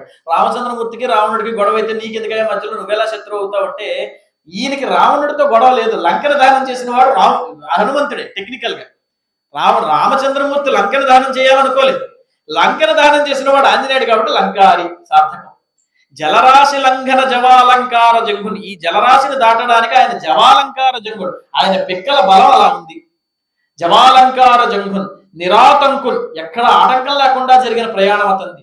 నిశ్చలు, ఏ మధ్యలో ఎవరొచ్చినా కూడా, సింహికి వచ్చినా లంకిని వచ్చినా ఎవరొచ్చినా కూడా చలించలేదు. నిశ్చలు నిర్భయున్ నిపుణు, పైగా నిపుణత్వం ఉండాలి. ఎందుకంటే ఇప్పుడు కార్యదూర్వహుడైనటువంటి వాడు ఒక రామకార్యం మీద వెళ్ళిన వాడు ఎలా పడితే అలా ప్రవర్తించడానికి వెళ్ళలేదు. మనకు కూడా విదేశాంగ శాఖలో దౌత్య రాయబారులు ఉంటారు చూడండి, దౌత్యం చేయడానికి పంపిస్తారు. నువ్వు వెళ్ళి రష్యాతో మాట్లాడి రావయ్యా అంటే అణుయుద్ధం తీసుకుని రాకూడదు, ఉన్న యుద్ధాన్ని ఆపేసేలాగా ఉండాలి ఈ దౌత్యం అనేది. కాబట్టి అలా ప్రవర్తించాలి. కాబట్టి నిపుణు సీతాశోకలుంటాక నిశంక ప్రాభవు, సీతమ్మ వారి యొక్క శోకం అనేటువంటి ఆ ఇబ్బందిని పోగొట్టేటువంటి వాడు. రామచంద్ర చరణాబ్జాతద్వయీ సర్వదా కైంకర్యప్రుడు, ఎప్పుడు కూడా రామచంద్రమూర్తి పాదాలను అర్చన చేసేటువంటి మన భావం కలిగినటువంటి వాడు. చివరికి అగదంకార ప్రభుం గొల్చెదన్నని మార్చాడు. ఇప్పుడు ఈ పద్యం కావ్యం మొదట్లో ఉంటుంది. నిజానికి నేను ఇప్పుడు చెప్తున్నాను కానీ కావ్యం మొదట్లోనే చెప్పిన పద్యం. ఇప్పుడు మాట ఇది చూడండి, దీన్ని రత్నావళి అలంకారం అంటారు. క్రమికా ప్రకృతార్థానాం న్యాసం రత్నావళిం విధు అని చంద్రాలోకంలో చెప్పినటువంటి సూత్రం. అంటే ఈ రత్నావళి అలంకారం యొక్క గొప్పతనం ఏంటంటే ప్రకృతార్థములైనటువంటి వాటన్నిటినీ కూడా ప్రసిద్ధమైనటువంటి క్రమంలో ఒక చోట కనుక మనం పెట్టినట్లయితే దాన్ని రత్నావళి అనమన్నారు. అది ఏమిటి అంటే లంకారిన్, లంక కోసం వెళుతున్నటువంటి వాడు, లంక కోసం శత్రువుగా బయలుదేరినటువంటి వాడు, జలరాశి జంఘనల జవాలంకారుడు, ఎగిరాడు, తర్వాత వెళుతున్నటువంటి వాడు నిశ్చలుడు, నిర్భయుడు, నిపుణుడుగా ఉన్నాడు. వెళ్ళిన తర్వాత ఏం చేస్తాడు? సీతాదేవి యొక్క దుఃఖాన్ని పోగొడతాడు. ఆ తర్వాత ఏం చేస్తాడు? రామచంద్ర చరణాబ్జాతద్వయీ సర్వదా కైంకర్య ప్రియుడు, రామచంద్రమూర్తి పాదాన్ని హృదయ పద్మంలో పెట్టుకున్నటువంటి వాడు. ఇన్ని చెప్పి చివరికి అగదంకార ప్రభం గొల్చెదన్ అన్నాడు. చూడండి, అగదంకార శబ్దానికి వైద్యుడు అని అర్థం. అగద శబ్దం మీద క్రూయి ప్రత్యయం చేస్తే అది అరుద్దుషద అజంతస్య ముము అని దాని చేత ముమాగమ వచ్చి అగదంకార శబ్దం తయారవుతుంది. ఇది ఎలా తయారైంది అంటే అగదంకారుడు అంటే వైద్య శ్రేష్ఠుడు అని అర్థం. ఎక్కడ వైద్య శ్రేష్ఠుడు? ఆ లక్ష్మణుడు మూర్ఛిల్లిపోయినప్పుడు సంజీవుని తీసుకొచ్చి వైద్యం చేశాడు కాబట్టి అగదంకార ప్రభుం గొల్చెదన్ అన్నాడు. కాబట్టి ఇక్కడి నుంచి అక్కడ దాకా ప్రసిద్ధమైనటువంటి క్రమంలో ప్రకృతార్థాలన్నింటినీ కూడా పెట్టి రత్నావళి అలంకారంలో కావ్య ప్రారంభాన్ని చేసిన మహాకవి అయ్యలరాజు రామభద్రుడు. ఇలా చెప్పి అక్కడ చివరికి ఇక్కడ ఒక్క మాట చెప్పి నేను ముగించేస్తాను. ఈ అయ్యలరాజు రామభద్రుడి కవిత్వంలో కేవలం కావ్యం కవిత్వమే కాదు, ప్రతి చోట ఆ వ్యాకరణ విశేషాలు కూడా చెప్పి. ఇప్పుడు నేను అగదంకార ప్రభుని చెప్పాను చూడండి, ఒక దగ్గర జంకరణంబు సల్పు మరు సైన్యములట్లు కనంబ మారుతాఢ్యంకరణంబులై ఘనాఘనముల్ జంకరణంబు సల్పు మరు సైన్యములట్ల కదంబ మారుతాఢ్యంకరణంబులై మాఢ్యంకరణంబులై పాంధమనోభిమాన నగ్నంకరణంబులై ఘనఘనాఘనముల్ తగరేగి అంధంకరణంబులై. ఇక్కడ చూడండి, జంకరణంబులై సలుపు జంకరణంబు సలుపు మరు సైన్యములట్ల అని మొదలైంది. కదంబ మారుతాఢ్యంకరణంబులై పాంథ మనోభిమాన నగ్నంకరణంబులై. అక్కడ వస్తున్నటువంటి ఆ చీకట్లు అంటే మబ్బులు ఎలా కమ్ముతున్నాయన్న దానికి చెబుతున్నప్పుడు మొదట జంకరణం, ఆఢ్యంకరణం, నగ్నంకరణం, అంధంకరణం అని 4 పదాలు వాడాడు. 4 పదాలు ఒకే పద్యంలో వాడాడు. దీనికి మూలం ఏంటంటే పాణినీయంలో ఒక సూత్రం ఉంది. ఆద్య శుభగ స్థూల ఫలిత నగ్నాంత ప్రియేషు అధ్యేషు అచ్వవు కృయ కరణే క్యున్ను అని సూత్రం. క్యున్ అంటే అక్కడ క్యున్ను ప్రత్యయం వస్తుంది. క్యున్ను ప్రత్యయంలో యకారం పోతుంది, నకారం పోతుంది, క ప్రత్యయం మిగులుతుంది. ఈ ఖాకి తదిత ప్రకరణంలో సూత్రం ఏంటంటే యువోర నాకో అని సూత్రం ఉంది. ఆ సూత్రం ప్రకారం అక్కడ అన్ననే ప్రత్యయం వస్తుంది. అది వచ్చి ఈ ఆఢ్య కృయ్ అని ఉండగా అది వచ్చి ఆఢ్యం కృయ్ అన్ను ఉంటుంది, కరణ అవుతుంది. ఆఢ్య కరణ అని ఉండగా అరుర్ద్విషద అజంతస్య ముము అని అరుర్ద్విషద అజంతస్య ముము ఇది సూత్రం. ఆ సూత్రం ప్రకారం ముమాగమం వచ్చి ఆఢ్య కరణ అని ఉండగా ఆఢ్యంకరణ అయింది. మౌనస్వార సూత్రం ప్రకారం 0 వచ్చేస్తుంది. తెలుగులో మనం 0 రాస్తాం. ఆఢ్యంకరణ, నగ్నంకరణ, అంధంకరణ ఇవన్నీ కూడా ఒకే సూత్రంలో చెప్పిన 4 పదాలనే ఒక చోట వాడేశాడు. ఇంతటి సంస్కృత పాండిత్యం కలిగినటువంటి వాడు. అలాగే కేలిమర ఉపసంఖ్యానం అనేటువంటి సూత్రం వార్తికం ఉంది. దాని పచేలిమ, బిదేలిమ లాంటి ప్రయోగాలు చేశాడు. పక్త్రిమ ఇలాంటి ప్రయోగాలు చేశాడు. ఎన్ని శబ్దాలు మీరు చెప్పండి, అటు తెలుగులో ఇటు సంస్కృతంలో, పైగా ఒక శీర్ష పద్యంలో సగం తెలుగు సగం సంస్కృతం అలా చెప్పిన పద్యాలు ఉన్నాయి.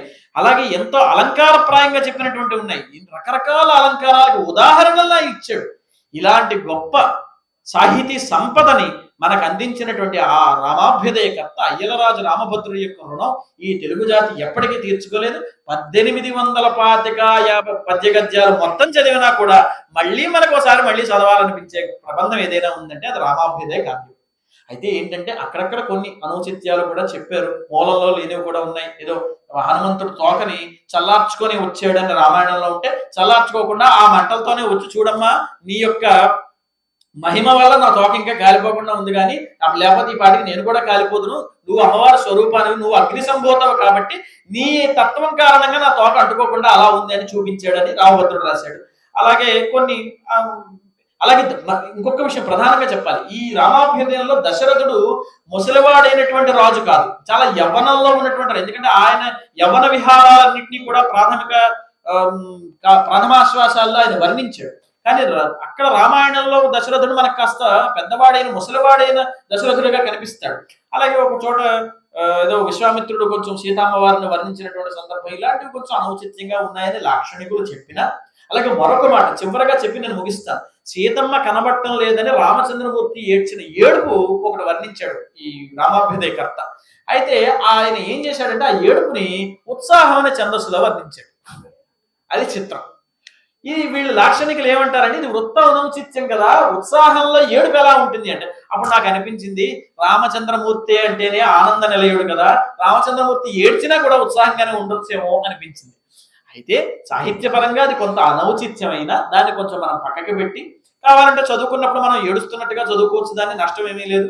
కాబట్టి అలాంటివి చదువు, ఎందుకంటే ఏదో 1-2 బాలేవు కదా అని చెప్పి మనం ఈ మొత్తం యావత్ 8 ఆశ్వాసాల మహాకావ్యాన్ని కూడా మనం అది త్రోసిరాజునలేం. కాబట్టి ఇంత గొప్ప శబ్ద చమత్కృతితో, చమత్కారం అనగానే ఏమనుకుంటారంటే చాలా మంది నవ్వులాట కోసం చెప్తున్నాడు, ఏదో చమత్కారం అంటే హాస్యం అన్న మాట వచ్చేసింది. కాదండి, చమత్కృతి అన్న దానికి సంప్రదాయంలో చెప్పినటువంటి అర్థం ఏంటంటే నేర్పరితనము అని అర్థం. ప్రతి పదంలో మన నేర్పరితనాన్ని మనం చూపించాలి, ప్రతి పదంలో రసాన్ని మనం ఆవిష్కరించాలి. అలా ఆవిష్కరించినప్పుడు జయంతితే సుకృతినో రససిద్ధ కవీశ్వరా, రససిద్ధులైనటువంటి కవీశ్వరులైనటువంటి వాళ్ళు అంటే వీళ్ళందరూ రససిద్ధులైనటువంటి వాళ్ళే. కాబట్టి నాస్తి యేషాం యశక్కాయే జరామరణజం భయం అన్నాడు. కాబట్టి వాళ్ళకి జరామరణజమైనటువంటి భయం ఇది కూడా లేదు. ఇవాళకి ఈ కావ్యం ఎలా నిలబడి ఉందంటే రససిద్ధుడైనటువంటి రామాభ్యుదయకర్త అయ్యలరాజు రామభద్రుని యొక్క గొప్పతనం ముమ్మాటికి అందులో సందేహం ఏం లేదు. కాబట్టి ఈవేళ ఈ తమిళనాట చెన్నై ప్రాంతంలో ఈ వేద విజ్ఞాన వేదిక ఆధ్వర్యంలో ఈవేళ రామాభ్యుదయ కావ్యాన్ని నాకు తెలిసినంతలో 4 మాటల్ని మీతో పంచుకోవడానికి కలిగినటువంటి ఈ అవకాశం భగవంతుడు ఇచ్చిన అనుగ్రహంగా భావన చేస్తూ నన్ను ఇక్కడికి ఆహ్వానించి, ప్రధానంగా మధు గారికి నాకు మధ్యలో వారధిగా ఉన్నటువంటి మా శ్రీదేవి గారికి ముందుగానే ధన్యవాదాలను కూడా తెలియజేస్తూ, నన్ను ఇక్కడికి ఆహ్వానించినటువంటి రసహృదయులకి, సహృదయులకి, చెప్పినటువంటి మాటల్లో రసాన్నంతటిని కూడా ఆస్వాదించినటువంటి రసహృదయులకి, ఈ కావ్యం మా పొరుగు పడడం లేదురా బాబు ఎందుకు వచ్చింది అనుకున్న నీరస హృదయులు ఒకవేళ ఎవరైనా ఉంటే వాళ్ళకి కూడా నమస్కారం తెలియజేస్తూ, నీరస హృదయులకి కూడా నమస్కారం తెలియజేస్తూ ఇంతటితో స్వస్తిని తెలియజేస్తున్నాను. ధన్యవాదాలు.